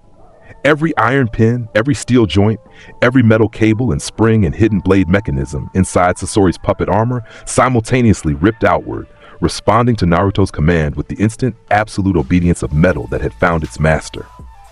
The puppet did not break apart. It bloomed, panels flying, limbs separating, the tail snapping free and embedding in the canyon wall. Sasori tumbled from the wreckage, his real body, the puppet body, the converted human form with the core cylinder in his chest, exposed and surrounded by the debris of his greatest creation. The entire sequence took less than 2 seconds. Deidara stared. His hands stopped working. His puppets, Deidara whispered. They're all made of metal, Naruto confirmed. Every joint, every mechanism, every hidden weapon compartment that Sasori of the Red Sands spent decades perfecting. All of it responds to me. Your partner brought a metal armory to a fight against a magnetokinetic. I want you to sit with that for a moment. Sasori stood. His face, eternally young, eternally composed, the face of a man who had turned himself into art, showed something it had not shown in decades. Surprise. He reached for the scroll on his back, the one that contained his masterpiece, his ultimate technique. Secret red move, performance of 100 puppets. The scroll unfurled. 100 puppet warriors materialized in the canyon. An army of jointed wood and iron and steel, each one a former human, each one armed with blades and poisons and mechanisms refined over a lifetime of obsessive craftsmanship. 100 puppets, 100 iron skeletons. Naruto closed his eyes. Polarity reversal, mass scale. Every puppet in the canyon turned, not fell, not broke, turned. 100 puppet warriors, connected to Sasori by chakra threads, simultaneously had their internal mechanisms commandeered by a stronger force. The chakra threads snapped like cobwebs in a hurricane. The puppets rose, not under Sasori's control, but under Naruto's, and oriented themselves in a hemisphere around their former master. 100 blades pointed inward. 100 poison-tipped weapons aimed at the man who had built them. Sasori looked at his own army, now facing him. The expression on his puppet face was unreadable. Then, very quietly, he laughed. Magnificent, Sasori said. Truly magnificent. You have turned my art against me. Your art was always a cage, Naruto said. You turned humans into puppets because you were afraid of being human yourself. That is not art. That is cowardice preserved in wood and iron. And what would you know about art, child? I know that it should not require corpses. The 100 puppets closed. Sasori did not scream. He did not beg. He stood in the center of his own collection and watched his creations. His life's work, his identity, his answer to the impermanence he feared, descend on him. The core cylinder in his chest cracked under the weight of 100 blades he had sharpened himself. Sasori of the Red Sand died surrounded by his art. There was a poetry to it that he might have appreciated if he had lived long enough to reflect. Deidara had not been idle during this. He was an artist too, in his own deranged way, and artists do not sit still while the world reshapes itself beneath them. C3, the clay bird beneath him, split open and released a massive sculpture, a figure, humanoid, packed with enough explosive chakra to level a small city. It dropped toward the canyon floor, toward Naruto, accelerating under gravity and malice. Electromagnetic force field. The explosion hit the barrier. The canyon walls shook. Rock cracked. Dust rose in a column that could be seen for miles. The shockwave flattened trees on the canyon rim and sent a seismic tremor through the earth that registered in sensor stations across 2 countries. When the dust cleared, Naruto was standing in a circle of untouched ground. The stone around him was scorched black. The canyon walls were cratered. The force field had not flickered. Deidara was already reaching into his clay pouches. His teeth were bared. His single visible eye was wild. "C4!" Yugito hit him from above. She came out of the dust cloud like a blue-flamed comet, two-tailed chakra wrapping her body in spectral fire, claws extended. She caught the clay bird's wing and tore through it. The bird lurched. Deidara stumbled, lost his footing, grabbed for the remaining wing. Roshi was waiting below. The Four Tails lava release erupted from his mouth in a stream that caught the falling clay bird and melted it to slag in midair. Deidara dropped free, tumbling, reaching for clay that was no longer in his pouches because the metal clasps on those pouches had flown open 3 seconds ago at Naruto's silent command. Deidara hit the ground hard. He rolled, coughing, and found himself on his back in a crater of scorched stone, looking up at Naruto Uzumaki standing over him. "My clay!" Deidara gasped. "My art!" "Is over," Naruto said. He raised one hand. The iron filings that had been spread across the canyon floor rose in a wave and encased Deidara's body from the neck down in a shell of compressed metal. The Akatsuki member struggled. The shell held. Deidara stared up at him with his one visible eye. There was fear there now. Real fear. The kind that came from absolute helplessness. An artist stripped of his medium. A fighter stripped of his weapons. A man who had defined himself by his ability to create destruction, finding himself created into nothing. "You'll kill me," Deidara said, not a question. "No," Naruto said. "You are going to answer questions about Pain's operational structure, his communication methods, and the location of every Akatsuki safe house you have ever visited. Then you are going to a cell on Genosha, where you will remain until I decide what to do with you. And if I refuse?" Naruto looked at him, said nothing. The iron shell tightened 1 millimeter. Deidara's breath caught. "I'll talk," Deidara said quickly. "I'll talk, yeah, just don't do the blood thing. I heard about the blood thing." Then we have an understanding. A sound behind him. Footsteps on stone. Naruto turned. A squad of Suna shinobi stood at the canyon entrance. They had come for the Akatsuki. Standard response team, 8 jonin, weapons drawn, formation tight. They had arrived expecting a fight. What they found was a canyon full of destroyed puppets, a melted clay bird, one Akatsuki member dead and another encased in iron, and a 12-year-old boy standing in the center of it all, looking mildly inconvenienced. The squad leader, a woman with a Suna headband and the hard eyes of someone who had survived the 4th Kazekage's regime, stared at the scene. Her weapon lowered, not out of trust, but out of the simple recognition that raising it was pointless. "You're him," she said, "the Iron King. The Akatsuki cell that attacked your mining settlement has been neutralized," Naruto said. "Sasori of the Red Sand is dead. Deidara is in custody. The settlement itself will need medical support. The paralysis genjutsu they used may have residual effects. I suggest you focus your resources there." The squad leader looked at her team. They looked back at her. Several of them had their mouths open. "You just handled it," one of them said. Naruto stepped onto a fresh disc of iron that rose from the canyon floor. "I handled it. Spread the word. The Akatsuki attacked civilian targets to draw me out. They succeeded. This is the result. Anyone in the organization considering a similar tactic should reconsider." He rose. Yugito and Roshi followed on platforms of iron he shaped for them. The 3 of them ascended above the canyon rim and turned east. Behind them, 8 Suna jonin stood in a graveyard of shattered puppets and tried to process what had just happened to their understanding of the world. Kakuzu and Hidan were harder to find and easier to beat. Kakuzu was smart. He had gone to ground the moment Deidara's clay bird detonated.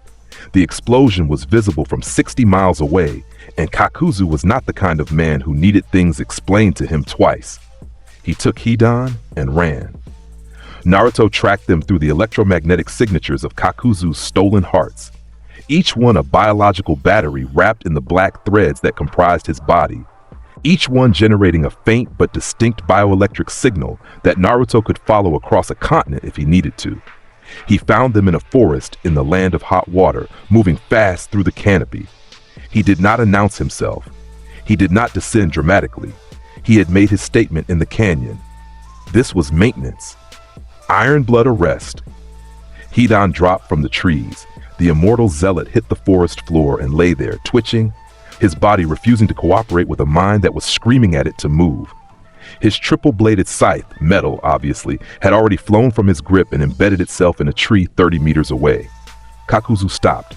He turned. His mask hid his face, but not his voice, which came out flat and measured. "I see. You're the rational one," Naruto said, descending through the canopy. "Hidan is a fanatic. You are a businessman, so let me make this simple. The Akatsuki is finished. Pain's strategy has failed. Sasori is dead. Deidara is in custody. You can join them, or you can walk away from this organization and never let me see you again." Kakuzu's threads shifted beneath his cloak. 5 hearts, 5 elemental releases, a body that had survived for nearly a century through stolen organs and stolen power. He was calculating. He was always calculating. "And Hidan?" Kakuzu asked. Naruto looked at the immortal, still twitching on the ground. "Hidan cannot die, which means he cannot be deterred. He is going in a hole." "I can hear you," Hidan screamed from the forest floor. "I can hear you, you magnetic freak. Lord Jushin will." Magnetic compression. The iron in the surrounding soil rose and encased Hidan in a sphere of compressed earth and metal. The screaming continued, muffled, from inside the sphere. Then it faded as Naruto thickened the shell. Kakuzu watched this, watched his partner, the man he had worked with for years, the immortal zealot who could not be killed, get packaged like cargo in under 3 seconds. "I accept your terms," Kakuzu said. "I thought you might. For the record, I was never loyal to Pain. I was loyal to the payment." "I know. That is the only reason you are walking away from this." Kakuzu turned. He walked into the forest without looking back.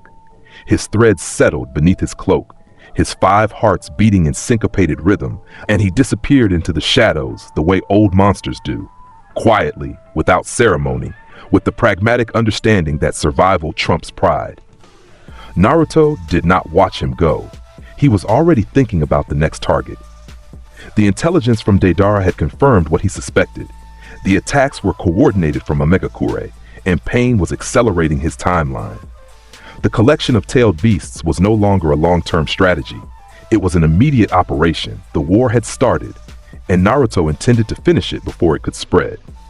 He returned to Genosha with Hidan's iron sphere floating behind him like the world's angriest balloon. He deposited it in a pit on the island's northern shore, covered it with 40 feet of iron and stone, and left it there. Hidan would survive. Hidan would always survive. But he would survive in the dark, screaming hymns to a god that could not hear him through magnetized iron. Sometimes the gentlest option was still a terrible thing. 2 weeks later, Itachi came. Naruto felt him before he saw him. A single signature, approaching from the northwest, moving at civilian speed. No combat readiness, no hostile intent. Just a man walking toward the ocean, carrying the weight of a decade of lies, looking for the only person who had ever told him the truth without wanting something in return. Naruto met him on the eastern beach, alone. He had told the Brotherhood to stay in the settlement. Fu had protested loudly at length with hand gestures, but she had stayed.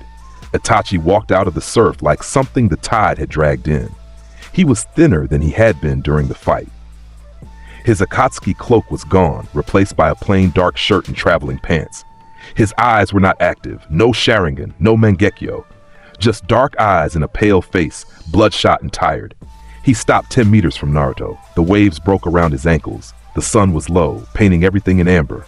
"You came," Naruto said. "Yes." "No mission. No. Itachi paused. "Kasame is dead. He chose not to follow me when I left. He went after the 8 tails on his own, in defiance of Pain's operational order. Killer Bee destroyed him." "I know. Bee sent word." Silence. The ocean filled it. "I am dying," Itachi said. The words came out simple and clean, the way Itachi did everything, without waste. "The Manjikyo is eating my eyes.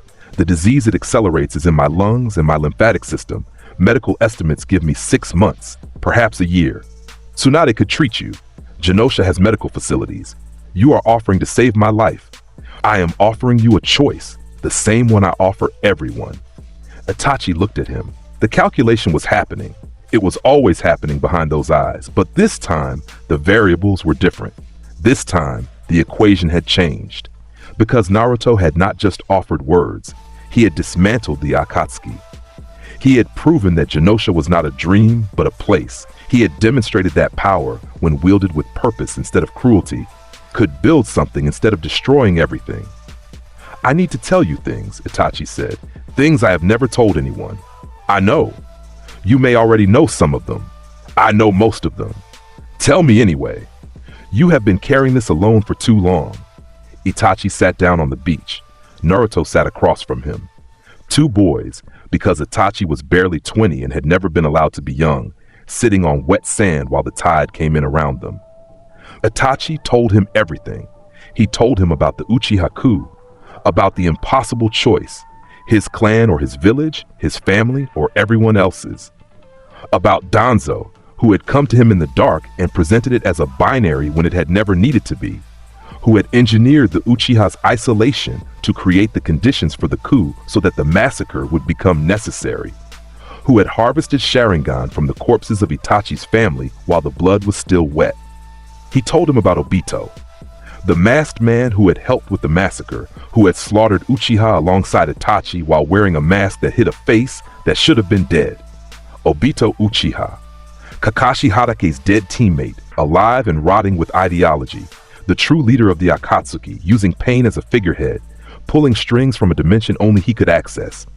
He told him about the Moon's Eye plan, the infinite Tsukuyomi, a genjutsu cast on the moon itself, powerful enough to trap every living being on the planet in an eternal dream.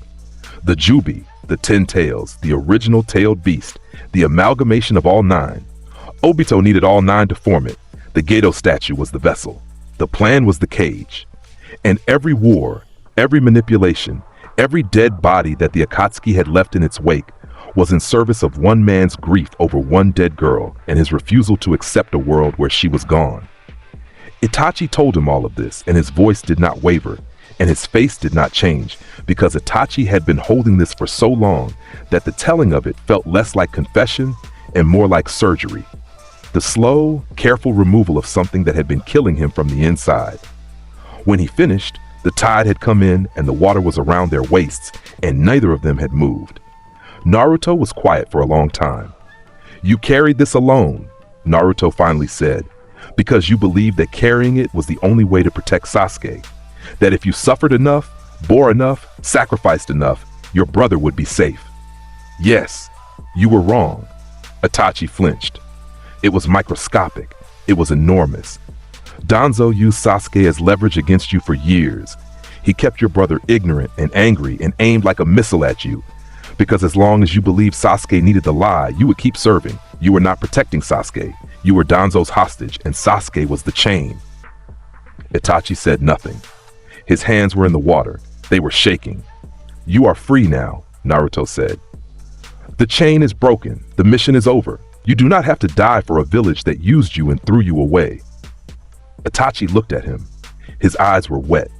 Itachi Uchiha, the man who had not cried since the night he killed his parents, had tears running down his face and into the ocean. "Tell me where to find Danzo," Naruto said. Not a request, a statement of intent. The voice of a man, a boy who spoke like a man who had lived before, who had already made the decision and was simply informing the universe of its consequences. "Root headquarters," Itachi said. His voice was steady despite the tears. "Beneath the eastern training grounds. The entrance is sealed with a bloodlock keyed to Danzo's operatives. The compound extends 4 levels underground. His office is on the lowest level. He keeps 6 root ambu within a 30-second response radius at all times." "The arm," Naruto said. "The Sharingan arm. Implanted by Orochimaru. 10 Sharingan harvested from the massacre. The arm also contains cells from the first Hokage, which suppress the Sharingan's chakra drain and give Danzo access to a limited form of Izanagi, a technique that rewrites reality for a few seconds per eye, allowing him to survive what should kill him. He has effectively 10 extra lives. 10 Sharingan, 10 uses of Izanagi, 10 deaths he can walk back from." "Yes." 11 then," Naruto said. "I will need to kill him 11 times. You say that as if it is a minor inconvenience. It is." Itachi stared at him. Then, for the first time since Naruto had known him, Itachi almost smiled. It did not quite reach his mouth. It lived entirely in his eyes, a brief flickering warmth that said more than any expression Itachi had worn in a decade. "Come on," Naruto said, standing. The water streamed off his coat. He extended his hand. "You need food and medical attention, and to meet people who will not try to kill you. Some of them may want to. Fu will tackle you. I am telling you now so that you can brace." "I appreciate the warning." They walked up the beach toward the settlement. Naruto sent a pulse through the iron in the Great Hall's walls. A vibration, a signal, the Brotherhood's equivalent of a doorbell. By the time they reached the entrance, the Brotherhood was assembled. Fu saw Itachi. Her eyes went wide, her body tensed. Then she processed who he was walking beside, and who was not restraining him, and what that meant. Is he? Itachi Uchiha is joining the Brotherhood, Naruto said. He is not an enemy. He has never been an enemy. He has been a prisoner of the same system we all escaped, and he is free now. Fu's face cycled through approximately 17 emotions in 4 seconds. It landed on determination. She walked up to Itachi, who was a full head taller than her, and stared up at him. "If you betray us," Fu said, "I will dissolve you in acid and use what's left as fertilizer for my garden." "Understood," Itachi said. "Good. Welcome to Genosha.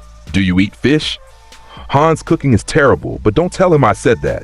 Also, I'm hugging you now."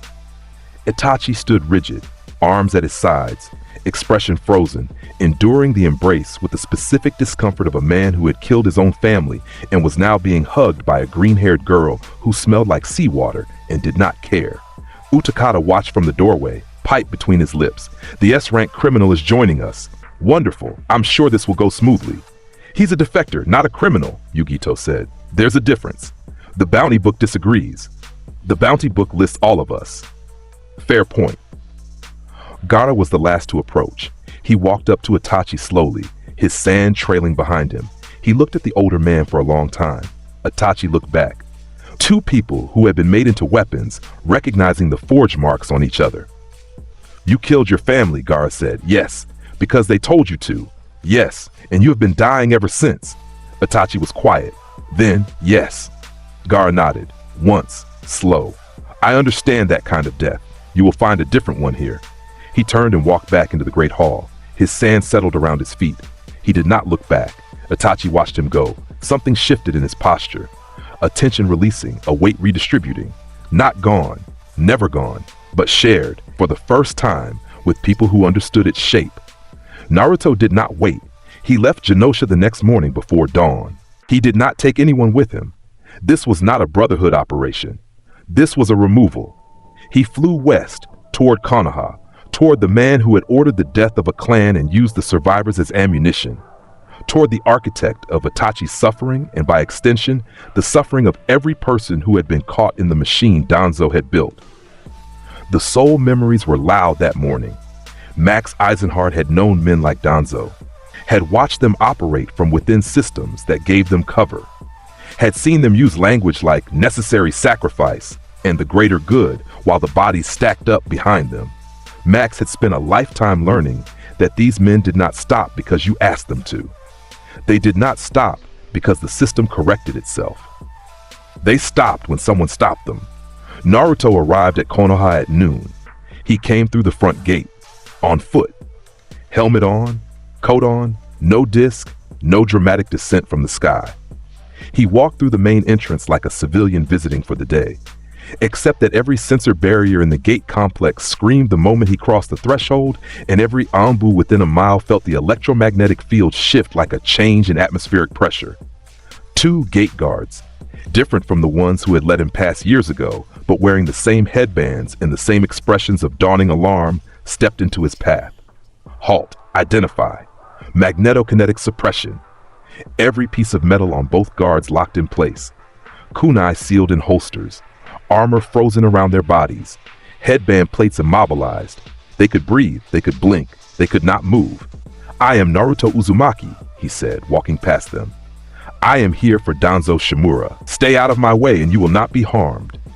He walked down the main street of Konoha in broad daylight at noon. The village was busy. Civilians shopping, shinobi moving between assignments, children running between buildings. People saw him. They recognized him. The dark coat, the metallic helmet, the absolute certainty in every step. Whispers followed him like a wake behind a ship. Is that the Iron King? Someone get the Hokage.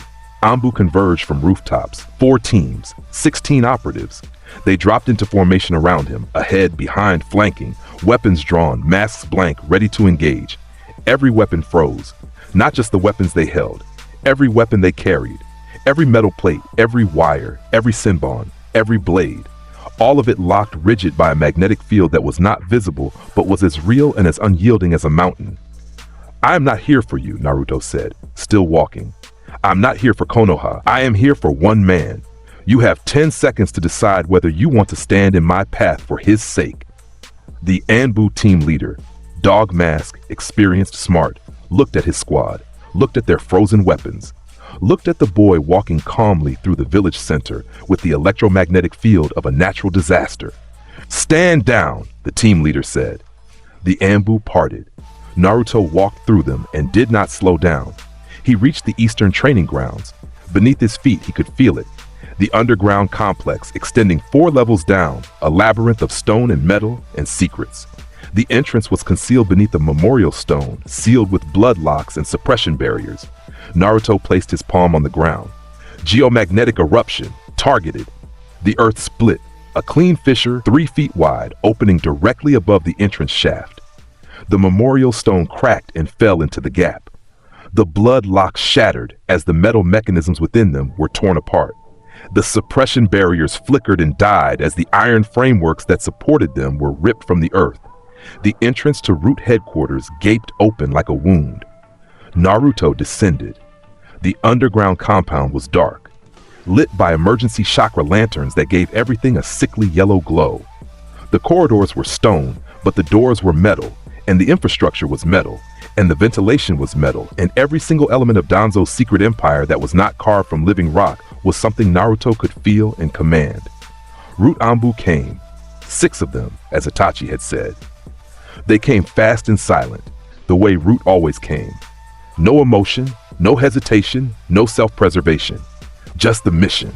Polarity wave. Every metal object in the corridor reversed its magnetic charge simultaneously. The Anbu's weapons flew from their grips. Their armor compressed, then released, then compressed again. A pulsing magnetic seizure that dropped all 6 of them in the space of a heartbeat. They lay in the corridor, gasping, their bodies intact but their equipment destroyed, their formation shattered by a technique that had not required Naruto to break stride. He walked over them, through 2 more corridors, down a staircase, past a vault door that screamed as he disintegrated it, the same way he had disintegrated Fu's door 3 years ago. Danzo Shimura was at his desk. He was old, older than he looked in the intelligence reports. The bandages covering his right eye and right arm gave him the appearance of a man held together by wrappings and willpower. His single visible eye was dark and hard and completely unsurprised. He had known Naruto was coming. The moment the sensors screamed, the moment the gate guards were frozen, Danzo had known. He had not run.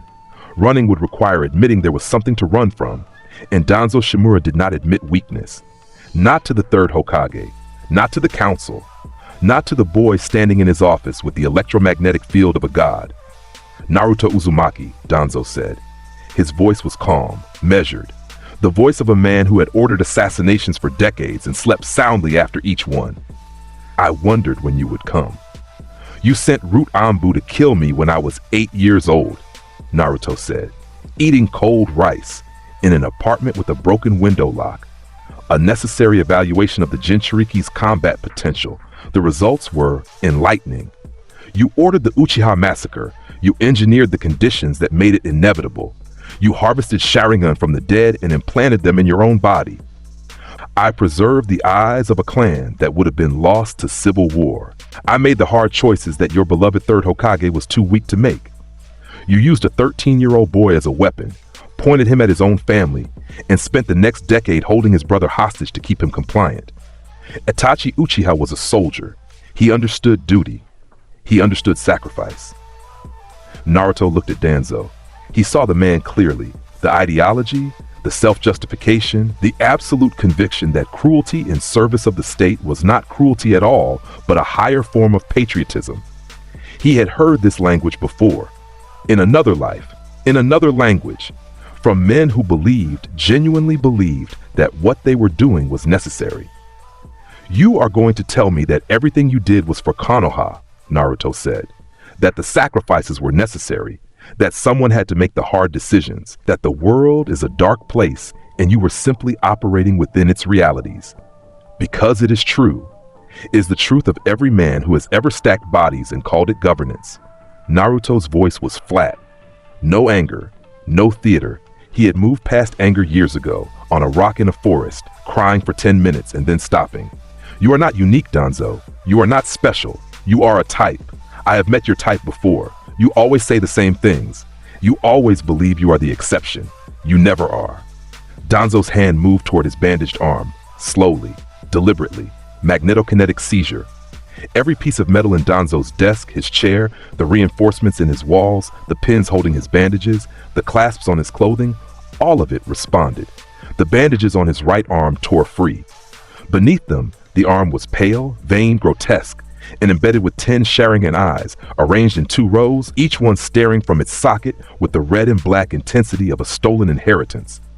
Naruto looked at the arm, looked at the eyes of dead Uchiha, harvested from the corpses of people Itachi had loved, preserved in the flesh of the man who had ordered their deaths. Something cold settled in his chest. Not anger. Finality. 10 Sharingan, Naruto said. 10 uses of Izanagi. You will die 10 times and come back. On the 11th, it will be permanent. Danzo's expression changed. For the first time, something cracked in the composure, not fear. Recognition. The recognition of a man who had always been the one making the calculations, suddenly realizing he was on the other side of someone else's math. You would murder a Konoha elder in his own. Iron blood arrest. Naruto raised 2 fingers. Danzo's heart stopped. The old man's eye went wide. His body seized. He slumped forward, hit his desk, and was still. The first Sharingan on his arm closed permanently. Then Danzo straightened. Izanagi. Reality rewound for a fraction of a second. The death undone. He gasped, alive, 1 eye down, 9 to go. Iron blood arrest. Danzo died again. The second Sharingan closed. Izanagi, he came back, 8 left. Iron blood arrest. 7, 6, 5. Each death lasted 4 seconds. Each resurrection was instant. Each Sharingan closed like a light going out. Permanently, irrevocably, the stolen inheritance returning to the void 1 eye at a time. 4, 3, 2, 1. Danzo came back for the last time. 1 Sharingan remaining. His face was gray. His body was shaking. He had died 9 times in under a minute, and the accumulated trauma of 9 cardiac arrests was written across his body in tremors and sweat and the wild animal terror of a man who had run out of cheats. "Wait," Danzo rasped. "Wait, I have information. Intelligence that only I." Iron blood arrest. The last Sharingan closed. Danzo Shimura slumped forward onto his desk and did not come back. Naruto stood in the office, quiet. The emergency lanterns buzzed. The air smelled like old paper and old secrets. On the desk, the architect of 100 horrors lay still, surrounded by the files and reports and mission orders that had been his empire. Naruto felt nothing, not satisfaction, not guilt, not the moral crisis that stories say should follow when you kill a man. Just the clean, clear certainty of a surgeon who has removed a tumor and knows without doubt that the patient is better for it. He turned and walked out. Tsunade was waiting at the surface. She stood at the edge of the fissure, flanked by Shizune and a dozen Anbu who looked like they would rather be anywhere else. Her arms were crossed. Her jaw was set. Her eyes were furious and complicated. "What did you do?" Tsunade demanded. "What you could not," Naruto said, stepping out of the fissure. "Danzo Shimura is dead. His root operatives are incapacitated but alive. His files are intact. I suggest you read them. You will find orders for the Uchiha massacre, intelligence on Akatsuki operations that he withheld from the Hokage's office, records of Jinchuriki experimentation, and documentation of at least 40 unauthorized assassination operations carried out within allied nations." Tsunade stared at him. Her fists were clenched. Chakra leaked from her hands. Not an attack, just emotion. The raw output of a woman who had inherited a village built on lies and was watching a 12-year-old boy dismantle them faster than she could process. "You cannot just walk into my village and execute." "I can," Naruto said. "I did. The question is not whether I had the right. The question is whether anyone else was ever going to do it. Tsunade opened her mouth, closed it, opened it again. She said nothing, because there was nothing to say. She had known about Danzo. Not everything, not the Sharingan arm, not the full scope, but enough. She had known, and she had inherited the same paralysis that had frozen the third, the same calculation that said Danzo was too entrenched, too connected, too dangerous to remove without destabilizing the village. And while she calculated, people suffered. Naruto had decided, and then he had acted. Read the files, Naruto said. He stepped onto an iron disc and rose above the village. You will understand. He flew east. Behind him, Konoha stood in the noon sun, and in the tunnels beneath its training grounds, the corpse of its darkest architect cooled at his desk. And every Anbu, and every Jonin, and every civilian who had watched Naruto Uzumaki walk through their village knew, not believed, not suspected, knew that there was no one in the elemental nations who could have stopped him. Tsunade read the files. The council read the files.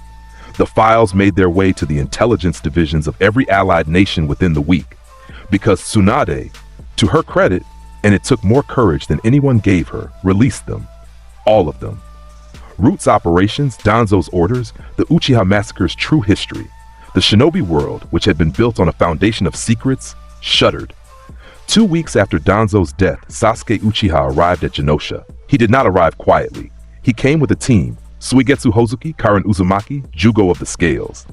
Team Hebi, assembled in the chaos after Orochimaru's fall, armed with borrowed power and directed by a singular obsession: find Itachi, kill Itachi, avenge the clan.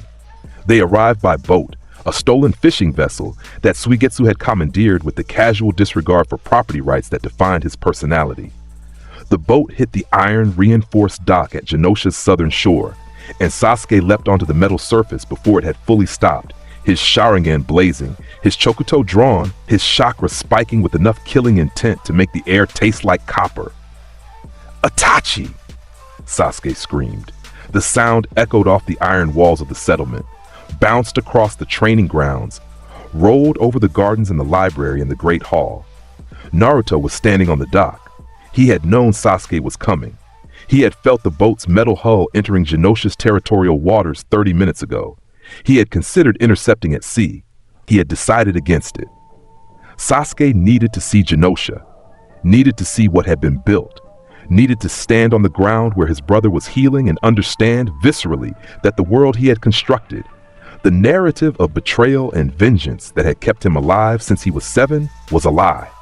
Sasuke's Sharingan locked onto Naruto. The recognition was instantaneous. He had seen Naruto at the Chunin exams, had watched him descend from the sky and stop Shukaku, had spent the years since then hearing the name in every intelligence briefing, in every whispered conversation, in every bingo book update that classified the Iron King as the most dangerous individual in the elemental nations. Move, Sasuke said. No. I said move. I'm here for Itachi. I know why you are here. And I said no. Sasuke's Chokuto came up. Lightning chakra crackled along the blade. Chidori channeled through steel, white, blue, and screaming. Magneto kinetic seizure. The Chokuto ripped itself from Sasuke's grip and flew sideways, embedding in the dock's iron surface. Sasuke stared at his empty hand. His fingers were still curled around air. Your sword is metal, Naruto said. Your shuriken are metal. Your wire is metal. You are standing on an island made of iron, facing a man who controls every atom of it. Put down the killing intent and use the brain the Uchiha clan was famous for. Sasuke's face contorted. Grief and rage and confusion wrestled across his features. And rage was winning because rage always won with Sasuke. Rage was the foundation, the fuel, the only emotion he had allowed himself for years. He killed them, Sasuke snarled. He killed my family, my mother, my father, everyone. And you're protecting him? Itachi did not kill your family because he wanted to. He killed your family because Danzo Shimura ordered it, the Konoha Council approved it, and the third Hokage permitted it. Your clan was planning a coup. Danzo engineered the conditions that made the coup inevitable, then presented Itachi with a choice. Kill your clan yourself and save Sasuke, or refuse and watch Konoha's forces kill everyone, including Sasuke. Sasuke stopped moving. His Sharingan was still active, but his body had gone rigid. the way a person goes rigid when they hear something that threatens to collapse the architecture of their identity. You're lying. Danzo Shimura is dead. I killed him 2 weeks ago in his own office.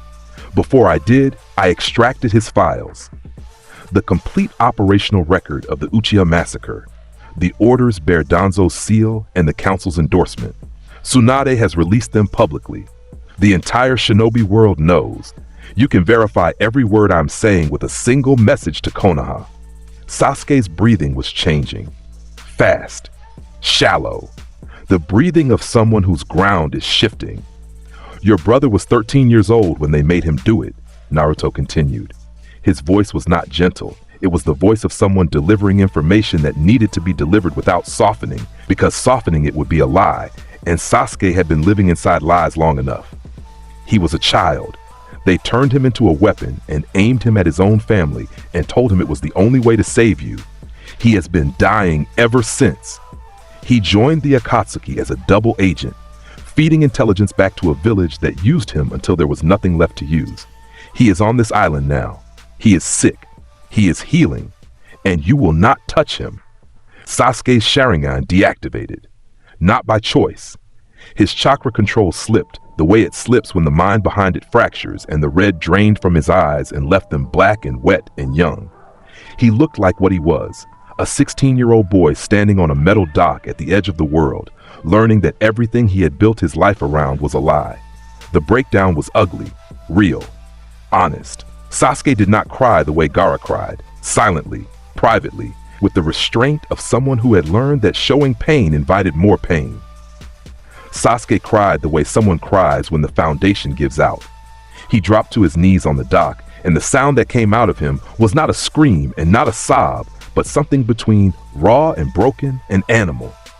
Suigetsu, Karin, and Jugo stood on the boat. None of them moved. Karin had her hand over her mouth. Suigetsu had lowered his sword. Jugo was still. Naruto stood over Sasuke and did not touch him, did not comfort him, did not offer a speech about friendship or bonds or the power of human connection. He waited. He let the boy break, because breaking was necessary, because the structure that Danzo had built inside Sasuke, the weapon, the avenger, the missile aimed at his own brother, had to come down before anything real could be built in its place. When Sasuke's breathing steadied, when the sobs became gasps and the gasps became silence, Naruto spoke. You can stay and build something, or you can leave and keep burning. Both are your right, but you cannot come here to destroy what I have built, that I will not permit.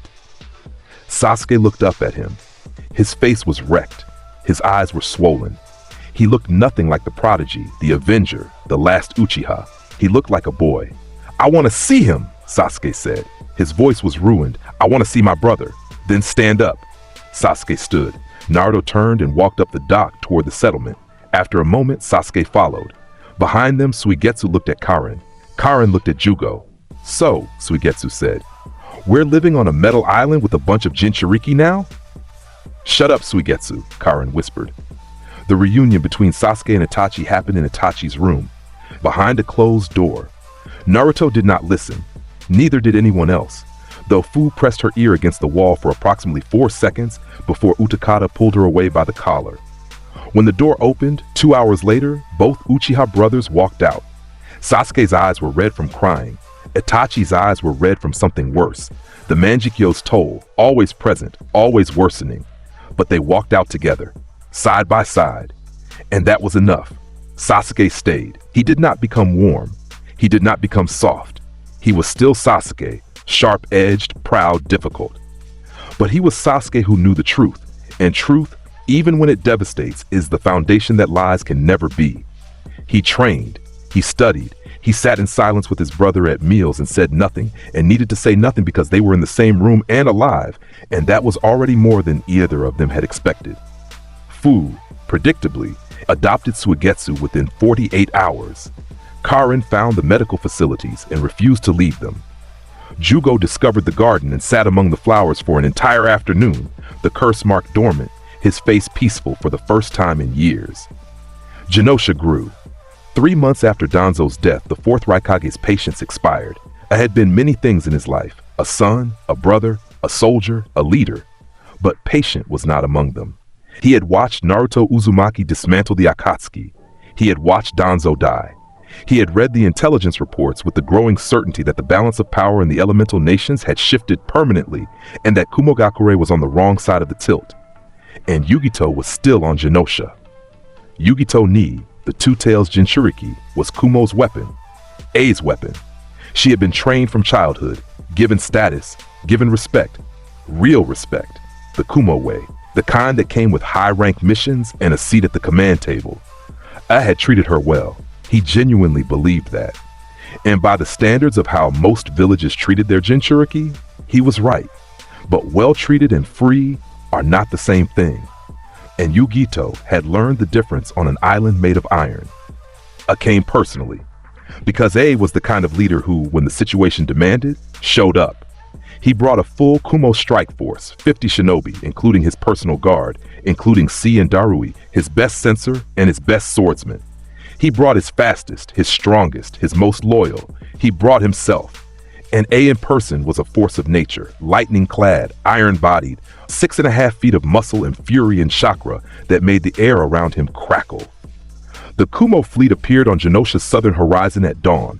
50 shinobi, 7 ships, and the Raikage standing on the prow of the lead vessel with his arms crossed and his lightning armor already active. Naruto met them on the water. He flew out from the island on a disc of iron, alone, and stopped 100 meters from the lead ship. He hovered above the ocean, his coat snapping in the wind, his helmet catching the early sun. Below him, the sea churned with the electromagnetic disturbance his field generated passively. I looked at him from the prow. 2 men, 2 forces, separated by ocean and philosophy in the fundamental question of whether people could be owned. Raikage, Naruto said. Give me back my shinobi, I said. Yugito Ni is not your shinobi. She is not your weapon. She is not your property. She is a citizen of Genosha who chose to be here and chooses to remain. She is Kumo-born, Kumo-trained, Kumos. People are not things. They cannot belong to villages. A's lightning armor flared. The sea around his ship began to steam. I am not here for philosophy, boy. I am here for my Jinchuriki. Step aside or I will go through you. No, you will not. I moved. He was fast. The lightning armor pushed his speed beyond human limits. Raikage class of the fastest combat speed in the known world, a blur that left after images and shattered the sound barrier. He launched from the ship's prow like a bolt from a cannon, closing the 100-meter gap in a fraction of a heartbeat, his fist cocked, his body wreathed in blue-white lightning. Lariat! The fist hit the electromagnetic force field. The shockwave blew the surface of the ocean flat for 200 meters. The sound was a thunderclap. A's fist, which had shattered mountains, which had decapitated a Biju clone, which was the single hardest physical strike any living human could produce, compressed the magnetic barrier 3 inches and stopped. A hung in the air, fist against the invisible wall, lightning screaming around his body, and for a single frozen moment, the fastest man alive was perfectly still. Naruto had not moved. Lightning redirection. The electromagnetic field shifted. Every volt of A's lightning armor, every joule of electrical energy wrapping his body, responded to the magnetic field the way lightning has always responded to magnetic force. The current redirected, not away from A, but through the field and back into A on a circuit Naruto designed in real time. A's own lightning hit him, not at the power he had generated, at the power Naruto amplified. The Raikage's body, wrapped in his own technique-turned weapon, seized. His muscles locked. His lightning armor flickered, destabilized, and for the first time in his career as the fastest man alive, I lost control of his own technique. Magnetic pulse, targeted. Naruto raised one palm and the focused electromagnetic pulse hit a center mass. Not hard enough to kill. Hard enough to send the Raikage backward through the air, through the deck of his own flagship, through 2 more decks, and into the hold of the ship with enough force to buckle the keel. The flagship listed. Kumo shinobi scrambled on deck. Darui drew his cleaver sword. C activated his sensor techniques. The fleet began to mobilize. Weapons drawn, jutsu forming. Magnetokinetic suppression fleet scale. Every metal object on every ship in the Kumo fleet locked in place. Swords froze in their sheaths. armor became rigid. The iron nails holding the ships together groaned as competing forces, the structural integrity of wood and the absolute command of magnetic force, negotiated a truce that left every vessel intact but every weapon useless. On the flagship, A tore himself from the wreckage of the hold.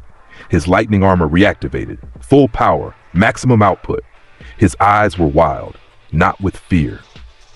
With the specific fury of a man who was the strongest person in his nation and had just been swatted like a fly, he launched again, faster this time.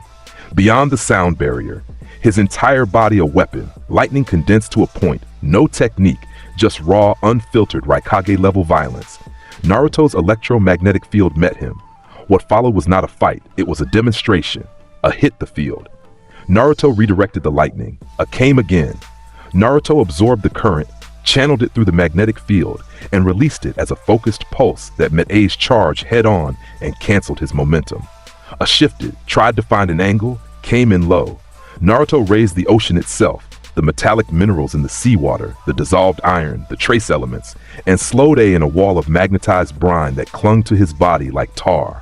A fought through it, because it always fought through it. He was relentless. He was the Raikage.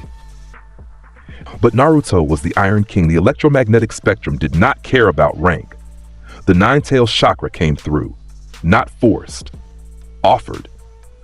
Kurama's golden energy bled into the magnetic field and the field changed.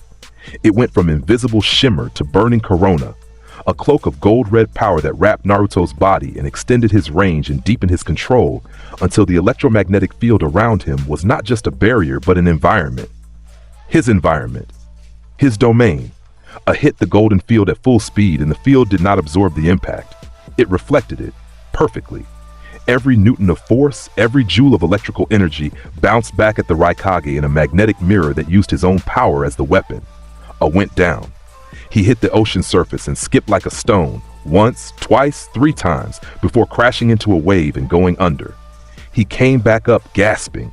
His lightning armor was gone. His body was steaming. His massive arms, which could crack mountains, were shaking. Naruto descended to the surface of the water. The ocean held him, the magnetic field distributing his weight across the surface tension. He stood on the sea like it was solid ground and looked at the Raikage floating before him. "Are you done?" Naruto asked. I stared at him. The fury was still there. It would always be there. Fury was A's default state, his operating frequency, the engine that drove everything he did. But beneath it, emerging slowly through the adrenaline and the humiliation, was something else. Respect. Not the polite diplomatic respect of politicians.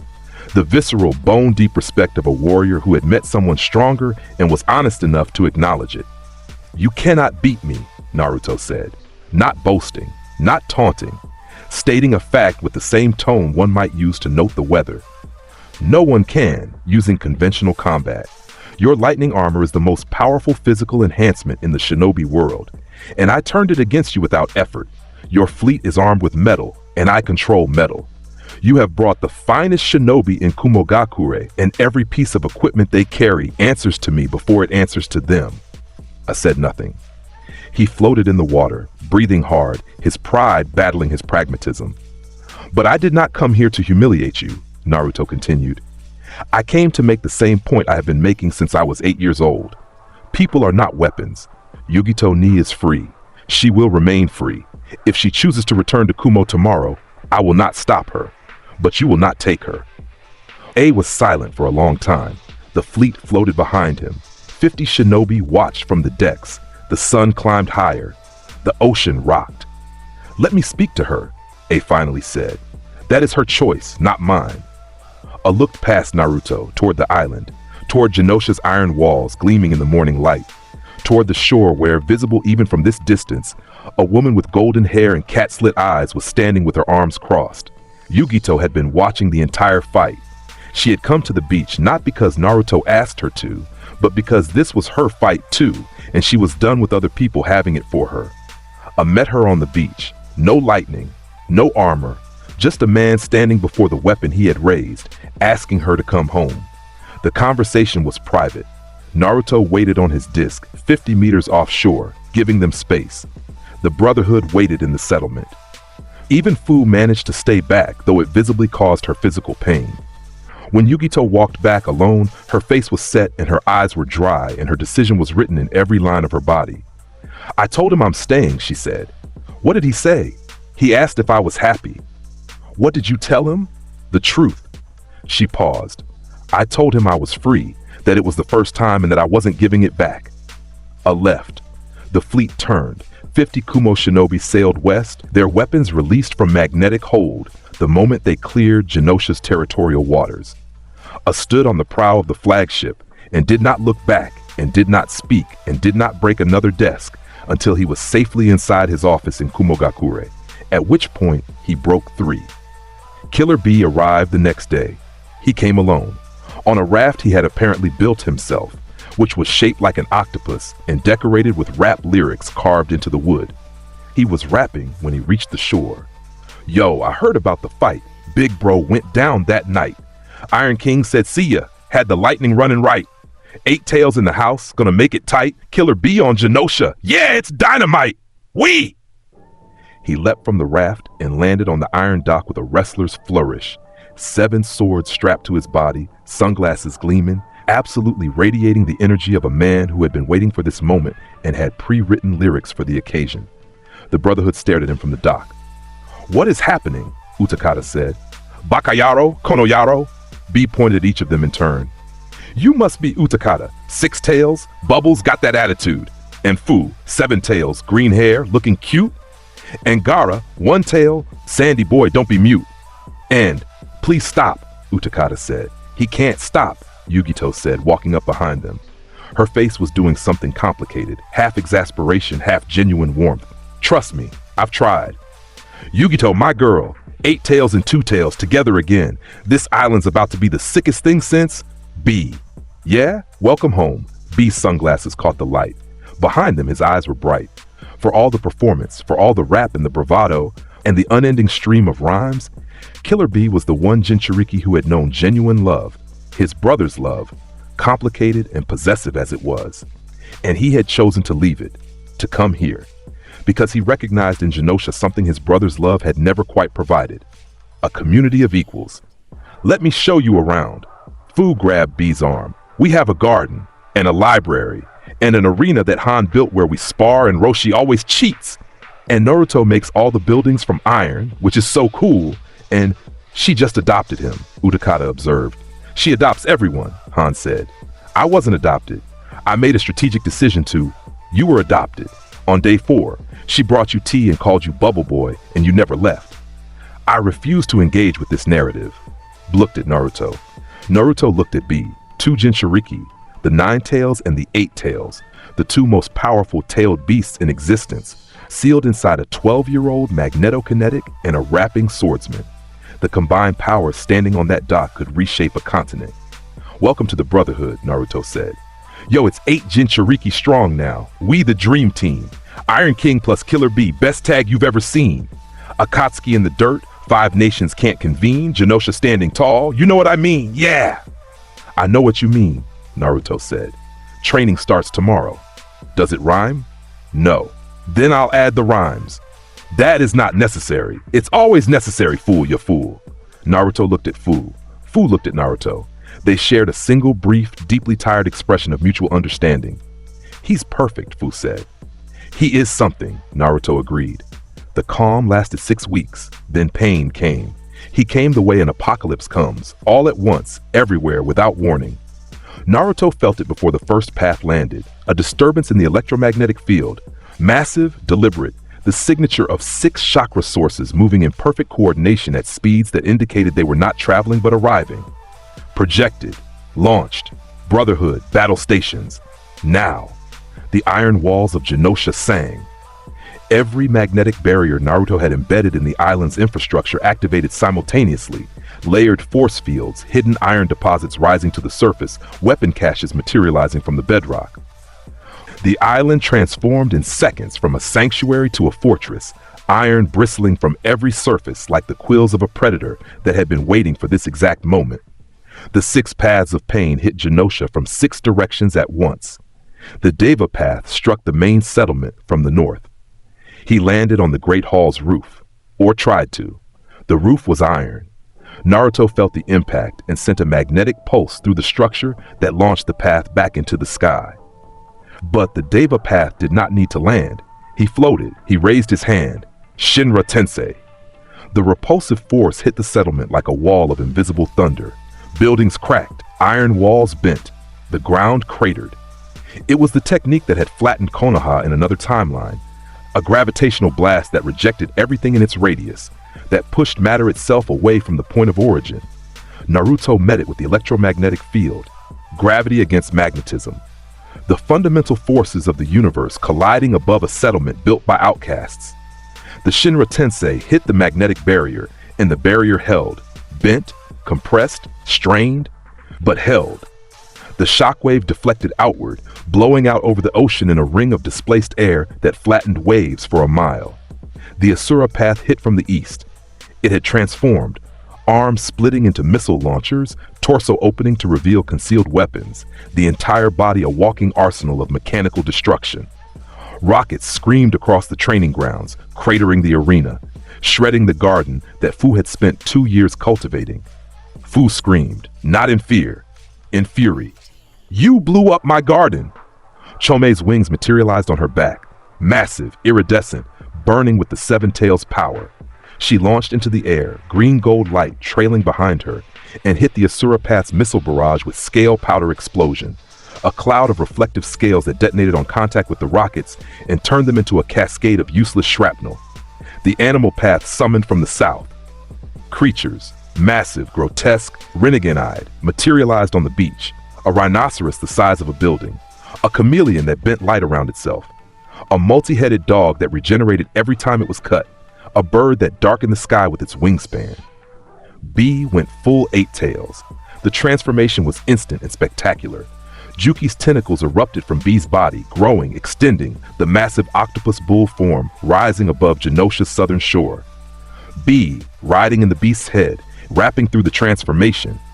Because B wrapped through everything, hit the rhinoceros summon with a tailed beast bomb that vaporized it and carved a trench in the ocean floor that could be seen from space. 8 tails, baby! Wee! The Naraka path came from the west, moving through the chaos toward the settlement's interior. Its purpose was not direct combat. It was the restorer, the one that could repair destroyed paths, the keystone that made Pain's assault sustainable. It also projected a field that disrupted chakra seal stability, and on an island full of Jinchuriki, that was a weapon. Gaara intercepted it. Sand coffin. A wall of desert rose from the containers Gaara kept at the edges of the settlement. Barrels of sand, imported from the desert, maintained and infused with his chakra. The sand crashed down on the Naraka path in a tidal wave that would have crushed stone. The path fought through it. The Rinnegan gave it chakra-enhanced strength. But Gaara was not the broken boy from Suna anymore. He was the one-tailed Jinchuriki who had been training for 2 years under Naruto Uzumaki, and his sand did not just crush. Desert-layered imperial funeral. The sand compressed, layer after layer, each one denser than the last, until the Naraka path was buried under 100 tons of sand, so compressed it approached the density of stone. The path cracked under the weight. Its chakra receiver rods, iron, always iron, groaned under the pressure. The human path moved through the eastern settlement, fast and silent, its hands outstretched. It was the soul stealer. One touch and it would rip the consciousness from a living body. It moved toward Yagura, the most vulnerable member of the Brotherhood, the man still healing, still rebuilding himself. Roshi stepped in front of it. Lava release, scorching rock jutsu, volcanic stone, superheated and flowing, erupted from Roshi's mouth in a stream that hit the human path's center mass. The path dodged, fast, Rinnegan fast, but the lava did not need to hit. It hit the ground around the path and spread, turning the walkway into a field of molten rock that restricted movement, that created a kill zone from which the human path could not advance without stepping through liquid stone. Han came from behind. Boil release, unrivaled strength. Steam erupted from the armor he wore. The Five Tails' power channeled through his body, enhancing his physical abilities to superhuman levels. He hit the human path with a kick that would have shattered granite. The path flew, hit an iron wall, and left a crater in the shape of its body. The Preta path absorbed. That was all it did. It stood in the center of the chaos and drank every jutsu, every chakra technique, every tailed beast attack that came within range. It was the sponge, the nullifier, the walking void that made energy-based attacks useless.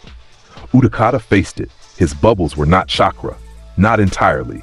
The Six Tails' corrosive substance was a physical acid generated by a chakra catalyst. Remove the chakra and the acid remained. Utakata had spent 2 years refining this distinction, separating the chemical component from the chakra base, creating bubbles that looked like jutsu but were, in practice, chemical weapons. Acid permeation. The bubbles drifted toward the Preta path. It absorbed, pulled in the chakra shell. The acid inside, stripped of its chakra wrapper, splashed against the path's body and began dissolving flesh. The Preta path stumbled. It could absorb chakra. It could not absorb chemistry. Yugito finished it. Full Two Tails transformation, blue fire, spectral cat form, lightning and flame wrapped around a feline body that moved faster than the eye could track. She hit the acid-weakened Preta path with a combination of fire and lightning that left nothing but a chakra rod embedded in scorched stone. Itachi fought. He stood on the settlement's west wall. Susanoo manifested. Not the full form, not the city-breaking colossus, but the skeletal frame, orange and burning, the spectral bow in its hands. He fired. Spectral arrows crossed the sky and hit the animal path summons. The multi-headed dog lost 3 heads simultaneously. The chameleon's invisibility shattered when a spectral arrow pinned its tail to the ground. Sasuke fought beside him, Chidori screaming in his hand, Sharingan tracking the battlefield with the clarity his bloodline provided. He was not Naruto. He was not his brother. But he was Sasuke Uchiha, and when Sasuke Uchiha decided to protect something, he was a terror. The brothers fought together, back to back, fire and lightning.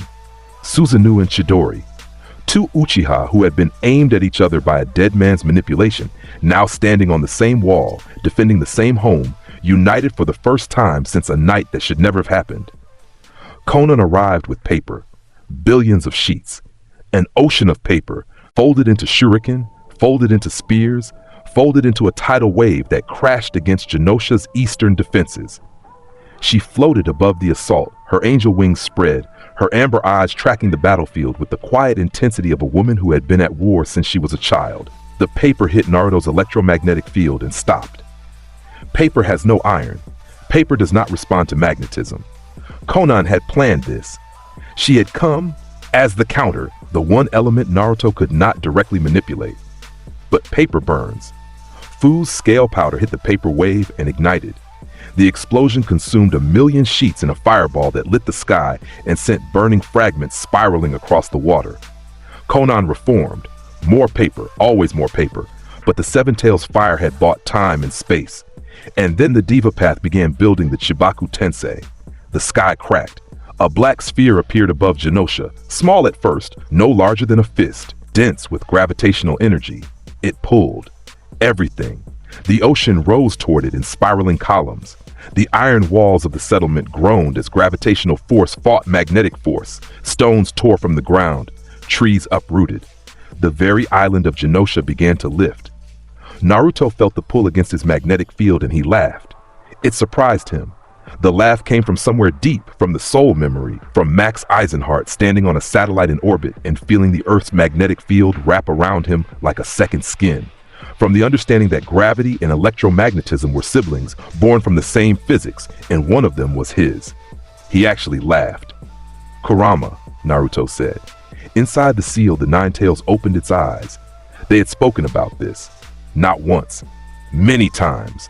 In the years since that first conversation in the sewer, the relationship between Naruto and Kurama had evolved from a door left ajar to something that resembled, if not friendship, then alliance.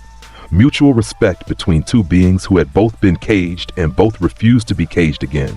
"We talked about this day," Naruto said. "The day I would need everything. Give me everything." Kurama's tail spread. 9 tails. 9 rivers of power that had been accumulating for longer than human civilization. The fox's mouth opened, and what came out was not words. It was a sound. Deep. Resonant. The sound of a being that was old when the Sage of Six Paths was young and had power that made mountains look like suggestions. The door did not open. It dissolved. Kurama's chakra did not leak through a crack. It poured, a deluge of golden red energy that hit Naruto's electromagnetic field and did something that had never happened before in the history of either world. It fused. The transformation began at Naruto's core and expanded outward. The electromagnetic field absorbed Kurama's chakra and restructured it, not into the feral, animalistic tailed beast mode that every Jinchuriki before him had manifested, not the cloak of burning chakra that turned the host into a living weapon, but something else. Something that bore the signature of a man who had once held a submarine in the air with his mind and wore a helmet because the mind was the most important thing to protect. Iron rose. Every iron deposit on Genosha, every vein of ore, every hidden cache, every foundation and wall and defense that Naruto had built over 3 years of construction answered the call. Thousands of tons of metal ripped from the earth and the buildings and the bedrock and flew toward Naruto in a converging wave that blotted out the sky. The Brotherhood watched. The nine-tailed chakra formed first, the skeleton, then the muscles, then the form. Kurama, rising from nothing, growing, expanding, 800 feet of golden red light that towered above the island like a guardian god. 9 tails unfurled behind it, each one a river of electromagnetic force that crackled and sparked and bent the light around them. Then the iron came. It wrapped around Kurama's chakra the way armor wraps around a warrior. Plate by plate, section by section, the iron formed itself over the tailed beast's body. Interlocking segments of magnetized metal, dense and dark and gleaming, that covered the 9 tails from crown to claws. The chest plate was massive, inscribed with magnetic field lines that burned gold. The legs were armored columns, each one thick enough to crush a building. The tails were sheathed in segmented iron that moved with the flexibility of serpents and the weight of avalanches. The face was last. An iron mask, shaped not like a fox's snarl, but like a helmet, Naruto's helmet, scaled up 1,000-fold, the same design, the same purpose. To protect the mind, to declare identity. The eyes behind the mask burned like twin suns. Kurama's red, Naruto's blue, fused into something that was neither and both, a color that the visible spectrum had not previously contained. Iron Kurama, the magnetic-tailed beast. It rose above the ocean and the sky changed color, and the electromagnetic field that surrounded it was visible from the mainland. A golden corona that extended for miles, that made compasses spin in every village on the eastern seaboard, that disrupted sensor networks across 3 countries, that announced to the world that something was happening on a small iron island that would be remembered for as long as memory existed. On the beach, the Brotherhood looked up. Gaara's sand fell, not defensively, in awe. His pale green eyes reflected the gold of the corona, and his face, the face that had been learning to express slowly, painfully, over 2 years of safety, showed wonder. Pure, unguarded wonder. Fu's wings flickered. She floated 10 feet above the ground, her mouth open, her eyes wide, and for the first time in anyone's memory, Fu had nothing to say. B stopped rapping. Itachi's Sharingan recorded everything. The chakra patterns, the magnetic field density, the seamless fusion of Biju energy and electromagnetic force. His analytical mind processed what he was seeing, and his conclusion was simple. This was not a tailed beast transformation. This was not a jutsu. This was a new category. Something that had never existed before and would likely never exist again. A unique phenomenon born from the intersection of a power that controlled the fundamental forces of the universe and a being old enough to remember when those forces were formed. On the other side of the battlefield, the Deva Path looked up. Pain's eyes, Nagato's eyes, projected through the corpse puppet, the Rinnegan that had seen everything, looked at Iron Kurama, and for the first time, the expression on that dead face changed. Not fear. Nagato had moved past fear long ago. Recognition. The recognition of a man who called himself God meeting something that made the claim feel small. Naruto spoke through the construct. His voice was multiplied by Kurama's, carried by electromagnetic resonance, amplified through the iron armor until it did not come from a location but from everywhere.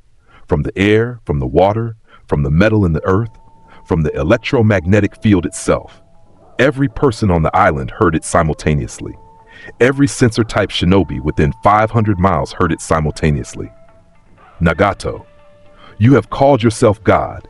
You have built a philosophy of pain on the bodies of people who never got a choice. I have heard that sermon before, in another life, from men who believed that enough suffering would create a better world. They were wrong. You are wrong. And unlike every other threat that has come to this shore, I am not letting you leave. The Chibaku Tensei hung above them. Black sphere, gravitational pull, the technique that was supposed to bury the island. Naruto reached up with Iron Kurama's massive armored hand and grabbed the gravitational field. Not the sphere, the field. The electromagnetic force wrapped around the gravitational pull like a hand wrapping around a ball. And the two forces, the same forces that govern the structure of the universe, negotiated. Gravity pulled, electromagnetism pushed. For one impossible moment, they were equal, and the black sphere hung motionless, suspended between the hand of a god and the will of a boy. Magnetic field inversion. Naruto reversed the polarity. The Chibaku Tensei's gravitational pull became gravitational push. The black sphere, which had been pulling the island upward, now launched downward, into the ocean, through the ocean, into the seafloor. The impact sent a tsunami rushing outward in every direction, a mile-high wall of water that Iron Kurama redirected with a sweep of its armored tails, splitting the wave around Genosha like a stone splitting a river. The seafloor cratered. A mile of ocean bottom collapsed into the void that the redirected Chibaku Tensei carved. The shockwave registered on seismic instruments across the entire elemental nations. The Deva Path floated, staring at the space where its ultimate technique had been. Naruto did not give it time to process. Electromagnetic cascade. Iron Kurama's 9 tails extended. Each one reached across the battlefield, across the island, across the water, finding the paths of pain wherever they fought. Each tail was a targeted electromagnetic strike, and each strike found what it was looking for, the chakra receiver rods. The iron rods that connected each path to Nagato's control signal. The rods that were embedded in each dead body that transmitted orders and chakra and the will of a god who ruled from a distance. Naruto could feel every one. He had always been able to feel them. From the moment the paths landed, he had known exactly where the iron was. He pulled. 6 paths, 6 sets of chakra receiver rods, all of them ripped free simultaneously by 9 tails of electromagnetic force that did not ask permission and did not negotiate. The rods flew from the dead bodies like splinters from a wound, trailing sparks of disrupted chakra, joining the orbit of iron that surrounded Iron Kurama's form. The paths dropped, all 6, at once, like puppets whose strings had been cut, because that was exactly what they were. The dead eyes went dark, the dead limbs went limp. The Rinnegan that had stared from 6 faces simultaneously faded to the flat, unseen gray of actual corpses. Pain was over. Not Nagato. Nagato was somewhere else, controlling from a distance, watching through eyes that were no longer his. But the paths, the weapons, the avatars, the 6 faces of a god who was too fragile to fight himself, were done. Iron Kurama stood above the ocean. 800 feet of iron and chakra, tails spread, eyes burning, the electromagnetic field singing around it in frequencies that human ears could not detect, but human souls could feel. Then Naruto dissolved it. The iron plates separated. Kurama's chakra receded, not slammed back into the seal, but withdrawn carefully, like a tide going out. The 9 tails form dissolved, and the iron drifted down, settling back into the island, returning to the walls and the foundations and the earth from which it had come. Piece by piece, Genosha rebuilt itself around the returning metal. Naruto descended, just himself. A 12-year-old boy in a dark coat and a metal helmet, standing on a disc of iron, looking out over a battlefield that was over. "Fu," Naruto said. "The garden?" Fu floated down beside him. Her face was tear-streaked, not from sadness, from the specific overwhelm of watching someone she loved become something impossible and then come back. "I can replant it," she said quietly. "I'll help." "You'll squash everything. Your magnetic field kills bugs. I will turn it off. Can you do that? For you?" "Yes." Fu smiled. Small and real and the most important thing on the island. Naruto left Genosha that evening, alone. Following the trail of chakra that led back from the past to their source, a faint electromagnetic thread carried by the receiver rods he had collected, pointing like a compass needle toward the man who had tried to bury his home. He found Nato in a megakure, in a tower, in the rain. connected to a mechanical walker that kept his withered body upright. Conan stood beside him, paper wings folded, her face unreadable, but her eyes watching, always watching. The real Nagato was small, thin, wasted. The Rinnegan had eaten him from the inside. The legendary eyes of the Sage of Six Paths had devoured the body that carried them, leaving a man who looked more like a skeleton with skin than a god. His red hair hung lank around a face that was all angles and shadows. His legs did not work. His arms barely worked. The only parts of him that functioned properly were his eyes, and those eyes were the most powerful dojutsu in existence, and they were looking at Naruto with an expression that was not defeat. It was worse than defeat. It was exhaustion. Naruto dismissed his disc. He walked across the tower floor. The rain came through a broken wall, wetting the stone, wetting his coat. He stopped 3 meters from Nagato and sat down, on the floor, cross-legged, looking up at the man in the machine who had called himself God. "You lost," Naruto said. "Yes. You lost because your philosophy is built on a contradiction. You believe that pain is the only teacher, that through enough suffering, people will learn peace. But you have suffered more than anyone I have ever met, and you did not learn peace. You learned to inflict what was inflicted on you and call it wisdom." Nagato said nothing. The rain fell. "Jiraiya taught you better than this," Naruto said. Something cracked on Nagato's face. The name. The name of the man who had taught Nagato as a child, who had believed in him, who Nagato had killed, had sent the paths to kill, because the mission demanded it and the philosophy required it, and gods cannot have teachers because gods answer to nothing. "Do not," Nagato whispered, "speak his name to me." "He was my godfather," Naruto said. "He died looking for you, looking for the boy he had taught, hoping to find him inside the god you had built. He died believing you could still be reached. He was wrong. He was not wrong. He was early." Nagato looked at him. The Rinnegan, those legendary terrible eyes, focused on Naruto with an intensity that should have been frightening. On anyone else, it would have been. On Naruto, it landed like rain on iron. Present, acknowledged, insufficient. "You were right that the world is broken," Naruto said. "You were wrong about the fix. Pain does not teach peace. Pain teaches pain. The cycle does not end because you add more suffering to it. It ends because someone decides to build something that cannot be broken. A place, a family, a promise that is kept even when keeping it costs everything." "Pretty words," Nagato said, "from a boy who killed Danzo Shimura in cold blood." "Yes, I did, and I would do it again. I am not a pacifist, Nagato. I never claimed to be. I am the man who removes the people who build the cages so that the people inside them can be free. That is my function, my purpose. If that makes me a monster in your philosophy, then your philosophy needs better categories." Silence. The rain fell harder. Conan watched. She had been watching since Naruto arrived. She had not moved, had not spoken, had not deployed a single sheet of paper. She was waiting. She had been waiting for years, for someone to reach the boy she had grown up with, the boy who had dreamed of peace before the dream curdled into ideology. "What do you want from me?" Nagato asked. His voice was stripped bare. No God, no pain, just a dying man in a machine, sitting in the rain, facing someone who had taken everything he had built and dismantled it in a single afternoon. "I want you to do the one thing your philosophy says is impossible," Naruto said. "I want you to repair what you broke." Nagato stared at him.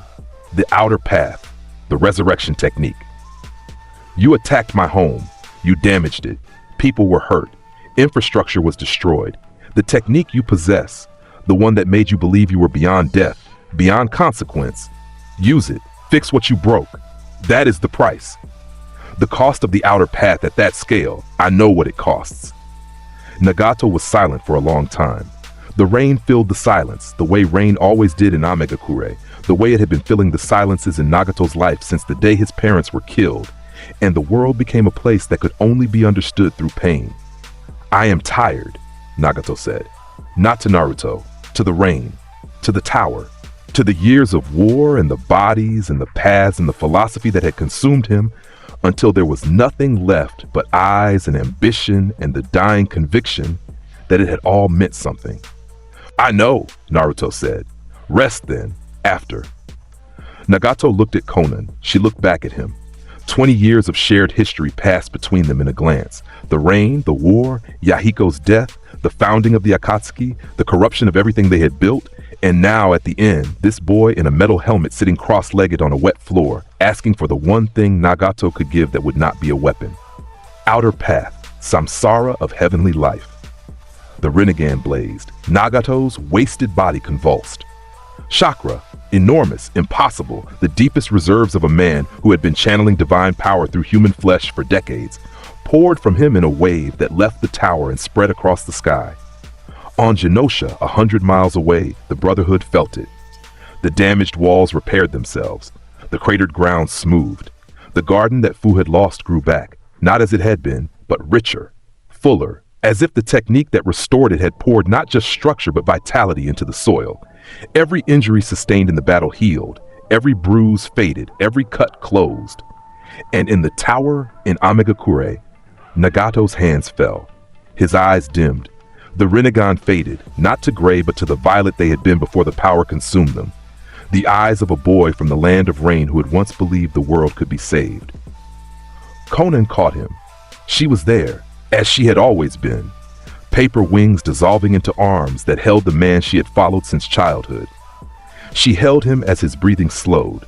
She held him as his eyes closed.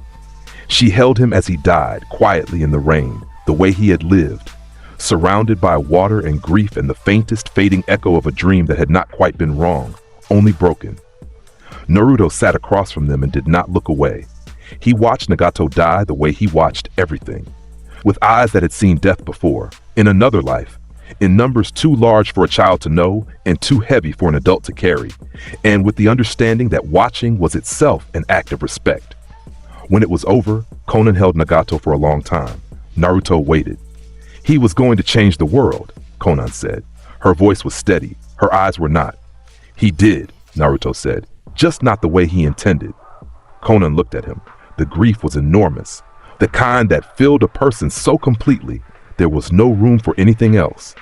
Not anger, not blame, not even the energy to ask what came next. But she looked at him and she saw Genosha behind him, not literally, but in everything he was, in the code he carried, in the home he had built, in the promise he kept. And she saw a place where her grief could exist without consuming her. Come to Genosha, Naruto said. Conan came to Genosha. She did not do it with joy. She did it with grief and duty and the particular kind of loyalty that survives losing everything. She folded paper flowers in the corner of the great hall, and they were beautiful, and they were sad, and nobody disturbed her except Fu, who brought her tea without being asked and sat beside her without speaking, because even Fu knew when silence was the kindest thing. Obito came last. He came because there was nothing left. The Akatsuki was destroyed. Pain was dead. The paths were scrapped. Conan had defected. Every plan, every manipulation, every string that Obito Uchiha had pulled from behind his mask for 15 years had been cut by a boy who could feel the iron in a puppet's rod and decided to pull first. Obito did not come to Genosha. He came to the world. He activated the infinite Tsukuyomi, partial, desperate, the Gedo statue's remaining power channeled through the moon in a pale imitation of what the complete Ten Tails would have produced. The light hit the planet.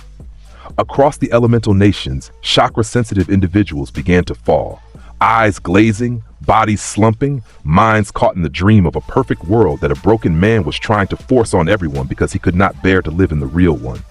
On Genosha, the Brotherhood stirred. Gaara's eyes flickered. Fu stumbled.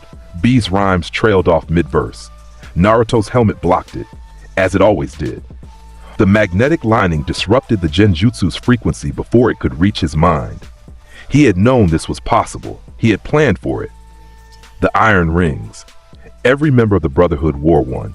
Small, unadorned, forged by Naruto personally from magnetized iron, each one carrying a fragment of his electromagnetic field, a passive defense against external mental influence. He had been distributing them for months after Itachi's report, after learning about the Moon's Eye plan, after understanding that the endgame of Obito's war was not physical but psychological. The rings activated. The Brotherhood snapped back. Eyes cleared, minds sharpened, B's rhymes resumed. What was that? Fu asked, rubbing her temples. The beginning of the end, Naruto said. Obito has made his move. He found Obito on the plain south of Omegakure. The masked man stood before the Gedo statue, the massive, empty vessel of the 10 tails, maw open, channeling what remained of the tailed beast it had consumed before Naruto had extracted the rest. The moonlight was wrong. Silver white where it should have been gold. The infinite Tsukuyomi's light casting everything in the color of a dream. Obito's mask was off. His face, half Uchiha, half Hashirama cells, a patchwork of stolen biology, was exposed. His single Sharingan burned. His Mangekyo spiraled, Kamui active, the space-time jutsu that made him a ghost ready to phase him out of any attack. "You are too late," Obito said. "The Tsukuyomi is active. Even without the full Jubi, it will spread. Slowly, but inevitably. In a year, every chakra-sensitive being on this planet will be dreaming. In 2, the rest will follow. The world will sleep, and in the dream, there is no pain, no war, no loss. Everyone gets what they want. Rin gets to live." Naruto looked at him. At the face of a man who had watched a girl he loved die on his best friend's arm and decided that reality itself was the enemy.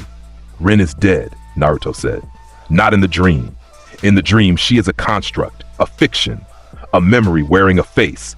She is not alive. She is not real. You know this. You have always known this. You chose to build a world on denial because the truth was too heavy, and you ran from the weight of it for 15 years, and now you are trying to make the entire planet run with you." Obito's Sharingan spun. "You do not understand. I understand loss. I understand what it does to a man. I have memories of a man who lost everything, his family, his people, his entire world, and came out the other side not by denying reality, but by reshaping it, by building something real from the wreckage. The dream is not the answer, Obito. The dream is the cage." "Then the cage is mercy." "It is not. It never has been." Obito phased. Kamui, the space-time jutsu that moved his body through a pocket dimension, that made him intangible, that let him exist as a ghost that could not be touched. He appeared behind Naruto, hand outstretched, the Rinnegan he had implanted activating to supplement the Sharingan. Naruto was already turning. He had been watching. 3 exchanges, 3 phasing sequences. Every time Obito shifted through Kamui and rematerialized, he carried a trace, a faint electromagnetic residue from the transit between dimensions, a signature that was invisible to chakra sensors, but burned like a lighthouse to someone who could feel the electromagnetic spectrum. Naruto read the exit point. He was there before Obito materialized. Bipolar magnetic lock. 2 poles of magnetic force, one above, one below, snapped into place around the point where Obito was about to emerge. When the masked man materialized, he materialized between them. The magnetic field clamped down on his body like a vice. Obito's prosthetic arm, the one that replaced the limb crushed at Kanabi Bridge, the one built from Hashirama cells and reinforced with metal pins and steel, responded to the magnetic force before Obito could respond to anything. The arm locked. Then it pulled. Obito felt his own prosthetic turn against him. The metal pins, the reinforcing rods, the infrastructure that held the grafted arm together, all of it obeyed a different master now. He tried to phase. The magnetic field was already inside his arm. You cannot phase out of something that is part of you. He was pinned, not by chains, not by walls, by his own body. The iron in his arm, the metal in his prosthetic, the trace elements in the Hashirama cells that had been surgically implanted, all of it held him in place with the absolute, unquestionable authority of fundamental physics. Obito strained. Kamui swirled in his eye, desperate, trying to pull his body into the pocket dimension. The magnetic field held. Electromagnetism is faster than space-time manipulation. It operates at the speed of light. Kamui does not. "Let me go," Obito said. His voice was quiet. "No, you cannot kill me. As long as the Gedo statue stands, I can." Geomagnetic eruption, point target. The earth beneath the Gedo statue split. Iron erupted, not from Genosha's reserves, but from the local bedrock, from the deep deposits beneath the plains. Tons of raw ore, shaped into a lance, driven upward through the statue's base with the force of a volcanic eruption. The statue cracked. The ancient wooden bijou-holding vessel, the husk of the Ten Tails body, shattered from the inside as magnetized iron tore through its structure. The infinite Tsukuyomi flickered. Across the world, people trapped in the dream stirred, the light dimming, the hold loosening. Obito screamed. Not in pain, in loss. The statue was his plan, his dream, his Ren. He watched it crumble, and he screamed the way a man screams when the last thing he believed in turns to dust. Naruto looked at him, saw what he was. A man who had watched someone he loved die and decided the world was not worth saving. A man who had turned his grief into a god complex and called it enlightenment. A man who had come to destroy what Naruto built. Naruto did not give him a speech. He did not tell Obito the world was worth saving. He had made that argument. He would not make it again for someone who did not want to hear it. Iron blood arrest. The iron in Obito's blood, real blood, despite the Hashirama cells, despite the prosthetics, still human blood with human iron, stopped moving. His heart seized, his body locked.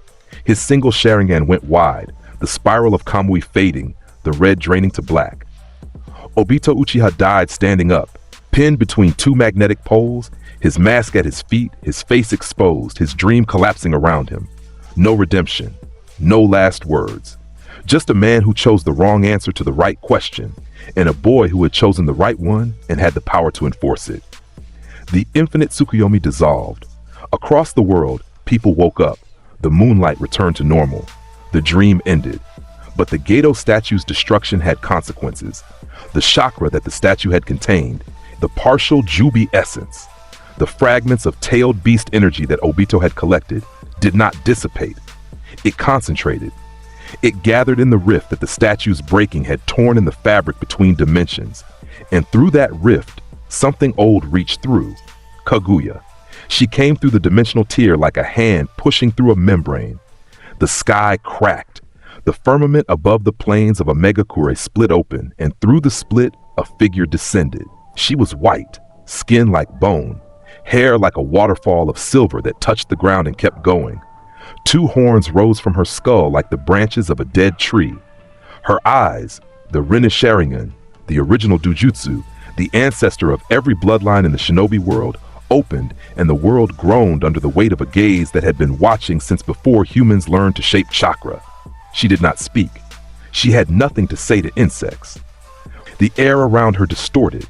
Reality itself bent like a lens warping light. The chakra that radiated from her body was not a measured output. It was an atmosphere, an environment. The chakra of a being that predated the Sage of Six Paths, that had consumed the God Tree's fruit, that had been the first to hold the power that all shinobi inherited, and considered herself the only one entitled to it. She touched the ground, and the ground died. The grass around her feet turned gray, then white, then dust. The chakra siphoning effect was passive. Not a technique, not an attack, just her nature. She consumed. That was what she was. The Brotherhood arrived. They came because Naruto's iron ring had pulsed. A signal, a call, the electromagnetic equivalent of a scream that said, "Come now, bring everything." They came on Naruto's iron discs, launched from Genosha at magnetic speed, crossing 100 miles in minutes. They came armed and ready and unified because they were the Brotherhood of Tailed Beasts, and their home had been attacked and their leader was in the field and nothing else mattered. Gaara, Fu, Utakata, Yugito, Han, Roshi, B, Itachi, Sasuke, Konan. They hit the battlefield like a meteor shower. 10 warriors, each one carrying power that had toppled nations, landing in a line between Kaguya and the rest of the world. Kaguya looked at them, the Rin Sharingan focused. She raised one hand, all killing ash bones. Projectiles of bone, white and sharp, launched from her palm. Each one was a death sentence. Anything they touched, organic or inorganic, disintegrated at a molecular level. Sand shield, absolute defense. Gaara's desert rose in a wall, not to block but to divert. The ash bones hit the sand and the sand disintegrated. But Gaara was not trying to stop them. He was angling them, using the sand as a sacrificial deflector that redirected the bones upward and away from the line. Fu dove. Chome's wings blazed. She dropped scale powder in Kaguya's path, a sparkling cloud that detonated when the goddess walked through it. The explosion did nothing. The chakra siphoning absorbed the energy before it could damage, but it bought seconds. B went full 8 tails.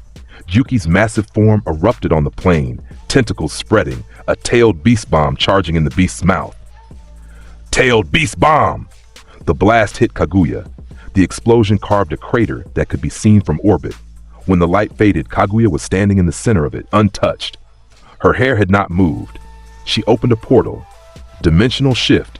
The battlefield warped. The plains of Omegakure dissolved and reformed as a desert of ash, a gravity dimension where down was not the same direction it had been a second ago.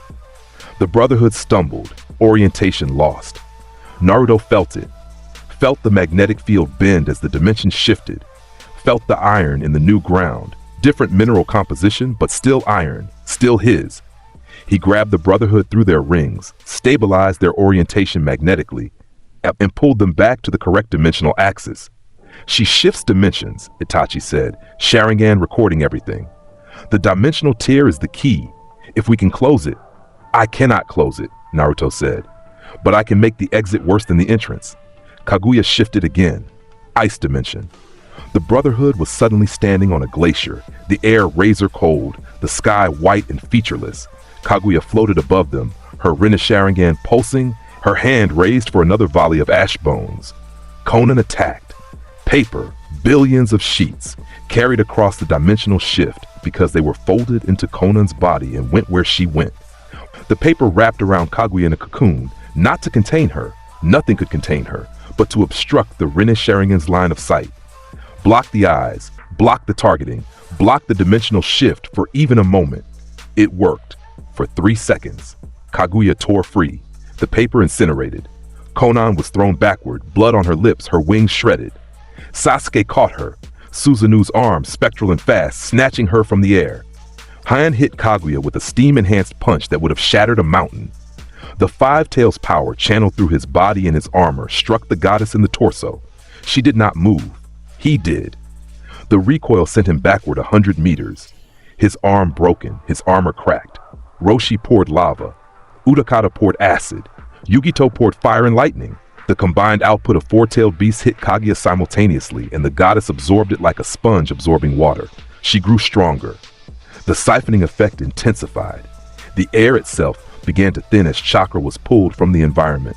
Naruto felt the pull, felt his Brotherhood's chakra draining, their techniques weakening, their power being eaten by something older and hungrier than anything in this world. No more waiting. Kurama, everything, again. The seal dissolved. The Nine-Tails chakra flooded through. The iron in the glacier, in the dimensional ground, in the bedrock of a reality that was not his own, answered. Iron Kurama rose. In a dimension of ice, the magnetic-tailed beast manifested. 800 feet of armored fury, iron plates pulled from the frozen earth, chakra burning so hot the glacier beneath them began to melt. The iron mask formed last, the eyes blazing, the 9 tails spreading behind the construct like the arms of a galaxy. Kaguya looked up at Iron Kurama, and for the first time her expression changed. Not to fear, to interest. The expression of a being that had consumed civilizations examining something it had not seen before. Naruto did not care about her interest.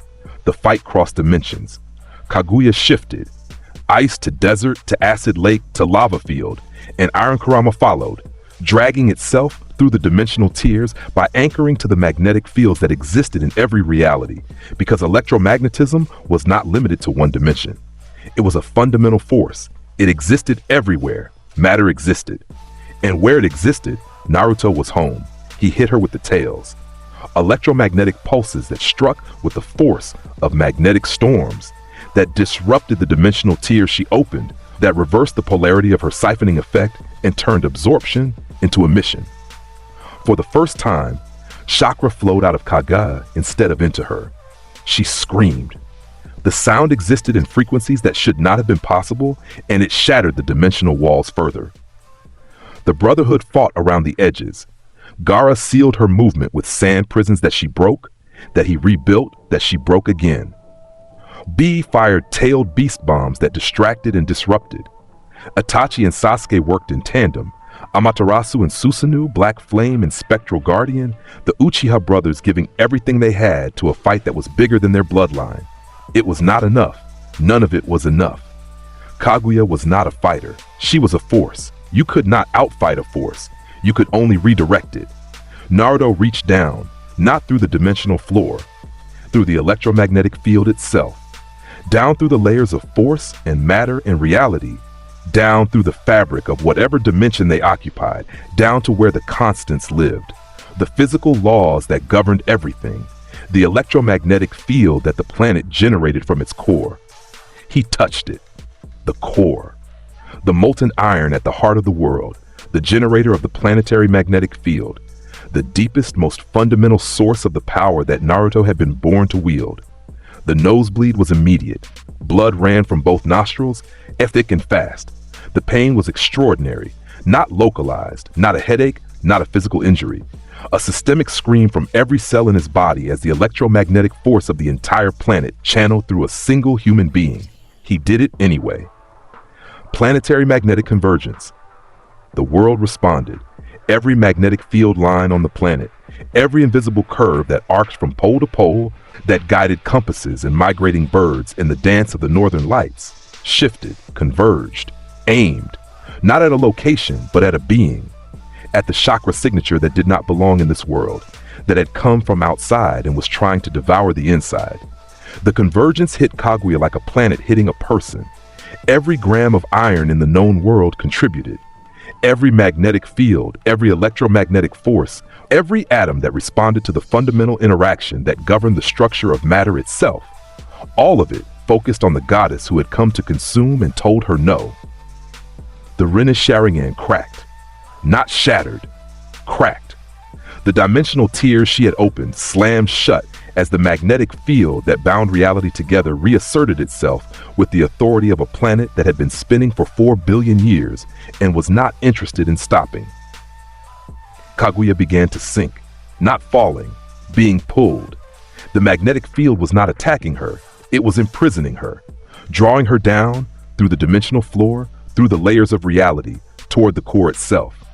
The molten iron prison that would hold for as long as the world turned. She fought. Her hands clawed at the air, her hair whipped.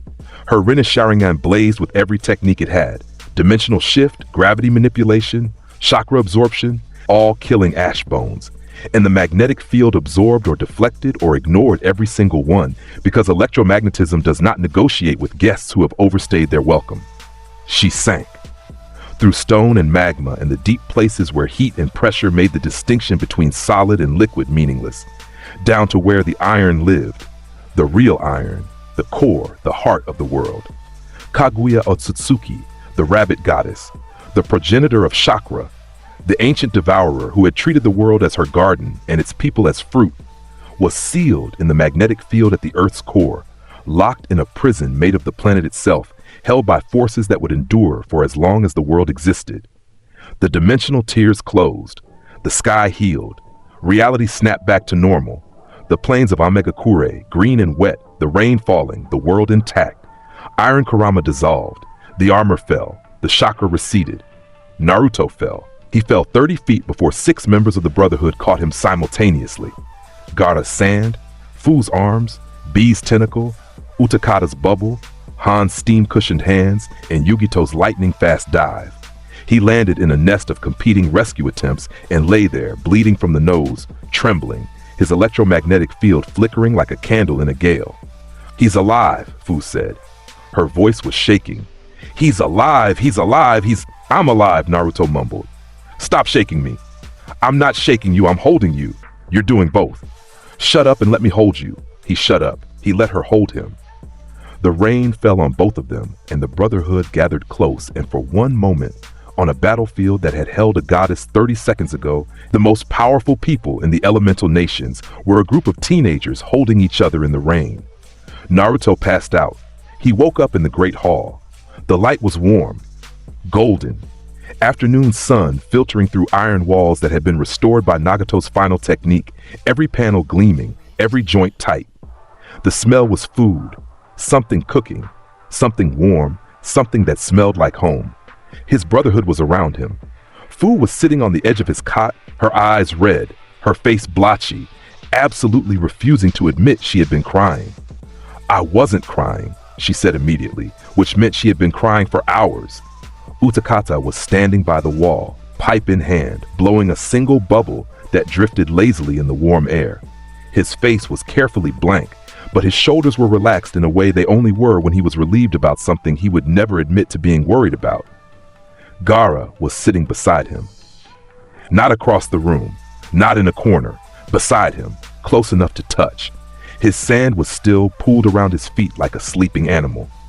His pale green eyes were focused on Naruto's face, and for the first time in the entire story, Gaara was the one keeping watch over someone else. Han was cooking. The smell was his doing. It was, by all objective measures, not great cooking, but it was cooking done with intention and care and the specific determination of a large man who expressed love through food and refused to be judged for the results.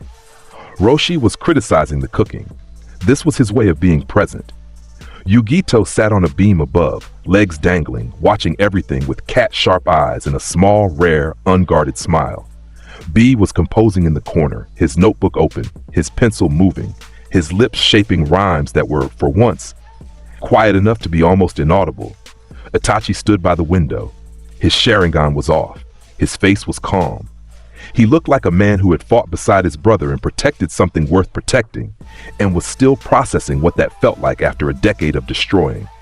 Sasuke was beside him, not touching, not speaking, just present, standing in the same light, breathing the same air, alive at the same time, in the same place. Konan sat in the corner of the hall, folding paper flowers. Her fingers moved with the practiced grace of a lifetime of origami, and the flowers that took shape under her hands were beautiful and sad and exactly right. Grief was there. It would always be there, but it was carried differently now. Not as a weight that crushed, but as a current that flowed, and the flowers gave it somewhere to go. Yagura sat in the garden, visible through the window. He was outside, in the sun. His face was turned upward and his eyes were closed, and he was breathing the sea air with the slow, deep breaths of a man who was learning to exist in his own body again. As Naruto watched, Yagura opened his mouth and spoke. A single sentence, to no one in particular, but aloud. "The garden is beautiful." 2 words more than he had spoken in months. Progress. Naruto lay on his cot. He was weak. His electromagnetic field was a whisper, present but diminished, recovering from channeling the planet's core through a human nervous system. His body ached in places he did not have names for. His nose was crusted with dried blood. His hands trembled when he lifted them. He was 12 years old, and he had sealed a goddess in the center of the earth, and he was very, very tired. Fu brought him tea, then rice, then more tea, then a blanket, then another blanket. "I have enough blankets." "You do not have enough blankets. You are shivering." "I am not shivering. My electromagnetic field is recalibrating. It looks like shivering." "It is not. Drink your tea." He drank his tea. He ate his rice. He sat up slowly, surrounded by blankets he did not need and people he absolutely did. And he ate the first meal of his new life, the life after the storm, the life where every threat that had been building since the day he was born had finally, completely, decisively been put down. It was the only meal he allowed himself to be weak for. By dinner, he was standing. By the next morning, he was on his cliff, watching the sunrise, his electromagnetic field humming back to full strength like a machine warming up after a cold start. The world after the storm was different. The 5 Kage held a summit, a real one this time. Not the panicked emergency gathering of terrified leaders, a planned, structured, formal summit in the Land of Iron, called by Tsunade and co-signed by the other 4 Kage, with a single agenda item, the future of Jinchuriki in the shinobi system. Naruto attended. He walked into the summit hall at the appointed time, through the main doors, flanked not by bodyguards, but by his brotherhood, all of them. 8 Jinchuriki, 2 Uchiha, Konan, standing behind the boy in the metal helmet like an honor guard made of gods. The 5 Kage watched them enter. Tsunade's face was carefully neutral. She had spent the week since the battle processing what had happened. The destruction of the Akatsuki, the sealing of Kaguya, the reality that a 12-year-old boy had saved the world and then gone back to his island without asking for anything. Sat with his arms crossed. The bruises from their fight had healed. The memory had not. He looked at Naruto the way you look at a natural disaster that has chosen to attend a meeting, with the absolute awareness that politeness was a choice, not an obligation, and the thing you were being polite to could destroy the room. Onoki floated in his chair. His old eyes tracked every member of the Brotherhood. His mind, still sharp despite his age, was running calculations that all reached the same conclusion. The balance of power had shifted permanently and irreversibly. Mei Terumi smiled. It was not a warm smile. It was the smile of a Kage who had watched the Akatsuki burn and was not entirely unhappy about it. The Kazekage, the new one, Gaara's replacement in Suna's line of succession, a man who understood that the previous regime's treatment of Jinchuriki had been its greatest failure, sat quietly and waited. Naruto walked to the center of the hall. He did not sit. He did not bow. He stood and looked at the 5 most powerful figures in the shinobi world, and they looked at him. And the room understood without anyone saying it that the dynamics of this conversation were not what they had been at the last summit. He placed a document on the table. It was forged from iron. Thin as paper, flexible, the text inscribed by magnetic etching. Each word burned into the metal by Naruto's own field. It was indestructible. It was permanent. It was a treaty. The Genosha Accords, Naruto said. Read it. Tsunade picked it up. Her eyes moved across the text. Her expression shifted. Surprise, then consideration, then something that might have been respect. She passed it to A read it. His jaw tightened. He passed it to Onoki. Onoki read it. He passed it to Mei. Mei read it. She passed it to the Kazekage. The accords were simple. Naruto had written them to be simple, because complexity is where politicians hide their loopholes. Jinchuriki are people, not weapons. Any village that seals a tailed beast into a human host without that person's informed consent commits a violation of international law. Any village that imprisons, suppresses, abuses, or weaponizes a Jinchuriki without that person's consent commits a violation of international law. The Brotherhood of Tailed Beasts recognizes itself as the enforcement mechanism for these provisions. Violations will be met with response proportional to the severity of the offense, as determined by the Brotherhood. There was a final clause. It read, "The tailed beasts are beings, not resources. They are entitled to the same consideration extended to any sentient creature. The era of sealing and weaponizing them is over. Any future interaction between a village and a tailed beast will require the beast's consent, communicated through its Jinchuriki, or through direct negotiation facilitated by the Brotherhood." I looked up from the document. "You are asking us to give up our primary strategic deterrent. I am telling you that your primary strategic deterrent was never yours. The tailed beasts are not property. They never were.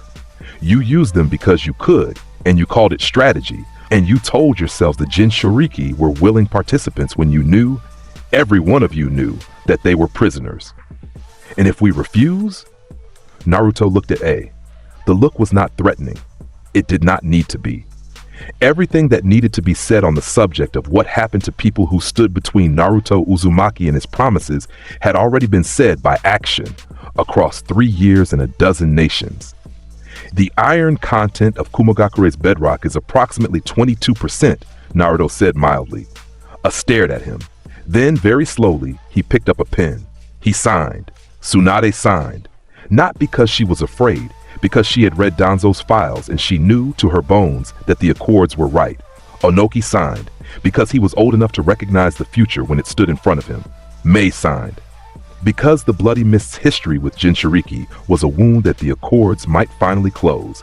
The Kazekage signed, because Gaara was standing behind Naruto and the Kazekage could see in that boy's calm face what Suna's treatment of its Jinchuriki had cost and what freedom had given back. The Genosha Accords were ratified. The shinobi world did not change overnight. It never does. But the document existed, indestructible, permanent, inscribed in iron. And the Brotherhood existed to enforce it.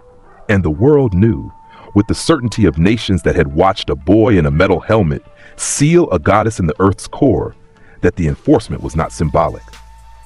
Genosha at dusk. The island was golden. The setting sun turned the iron walls to copper and the ocean to molten amber. The settlement hummed with the sounds of life, voices, footsteps, the clink of dishes, the distant crash of waves. Fu's garden was in full bloom. The Outer Path's restoration had not just repaired it, it had enriched it, and the flowers that grew now were bigger and brighter and more stubbornly alive than anything Fu had planted before. She tended them every evening, talking to the plants, because Fu talked to everything and the plants had never complained. Utakata's library had expanded, 3 new shelves filled with books B had brought from Kumo, texts Conan had salvaged from Amigakure, and a collection of poetry Itachi had been quietly accumulating since his arrival. Utakata spent his evenings there, blowing bubbles that floated between the shelves and popped harmlessly against the spines of books he would never admit to loving. Gaara's sand sculptures stood along the path between the settlement and the beach. He had taken to making art. Fu had encouraged it relentlessly, and Gaara had resisted for exactly one day before discovering that shaping sand into forms that were beautiful instead of lethal was the most peaceful thing he had ever done. The sculptures were abstract, flowing, elegant. They caught the light at dusk and glowed. Fu brought visitors to see them with the energy of a museum curator who was also a publicist. Everyone else secretly loved them, but would die before admitting it. Yugito trained in the courtyard, efficient and lethal and free. Her movements were precise, her form perfect, the two tails blue fire flickering at her fingertips. She trained not because someone ordered her to, but because her body was her own, and mastering it was a choice she made every day, and choice was the most valuable thing she had ever been given. Han and Roshi argued about dinner. This was a constant, a fixture, the background radiation of Genosha, two old warriors who disagreed about everything and agreed on the one thing that mattered, which was that they were home. Be wrapped. On the beach, to the sunset, his notebook in one hand and his pencil in the other, his voice carrying across the water in verses that were sometimes brilliant and sometimes terrible and always loud. Juki rumbled approval from inside the seal because Juki had learned to appreciate the art form, or at least had given up resisting it. Itachi sat on the Great Hall's roof, watching the sunset with eyes that were healing. Slowly, Tsunade's treatments working, the Mangekyo's damage reversing one day at a time. He watched the sky change color, and he felt, for the first time in more than a decade, the absence of mission. The emptiness where the weight had been. It was terrifying and liberating, and he was learning, with the careful patience of a man who had rebuilt himself once and was willing to do it again, to fill that space with something other than duty. Sasuke stood on the settlement's east wall, alone but not isolated. The distinction mattered. He stood where he could see the ocean and the settlement and the people moving through it, and he was working through what happened when you dismantled everything you were built to be and had to figure out what was left. The anger was still there. It would always be there. Anger was part of Sasuke, the way iron was part of the earth, but it was cooling, hardening into something that could be shaped. He did not know what shape yet. He was learning that not knowing was not the same as being lost.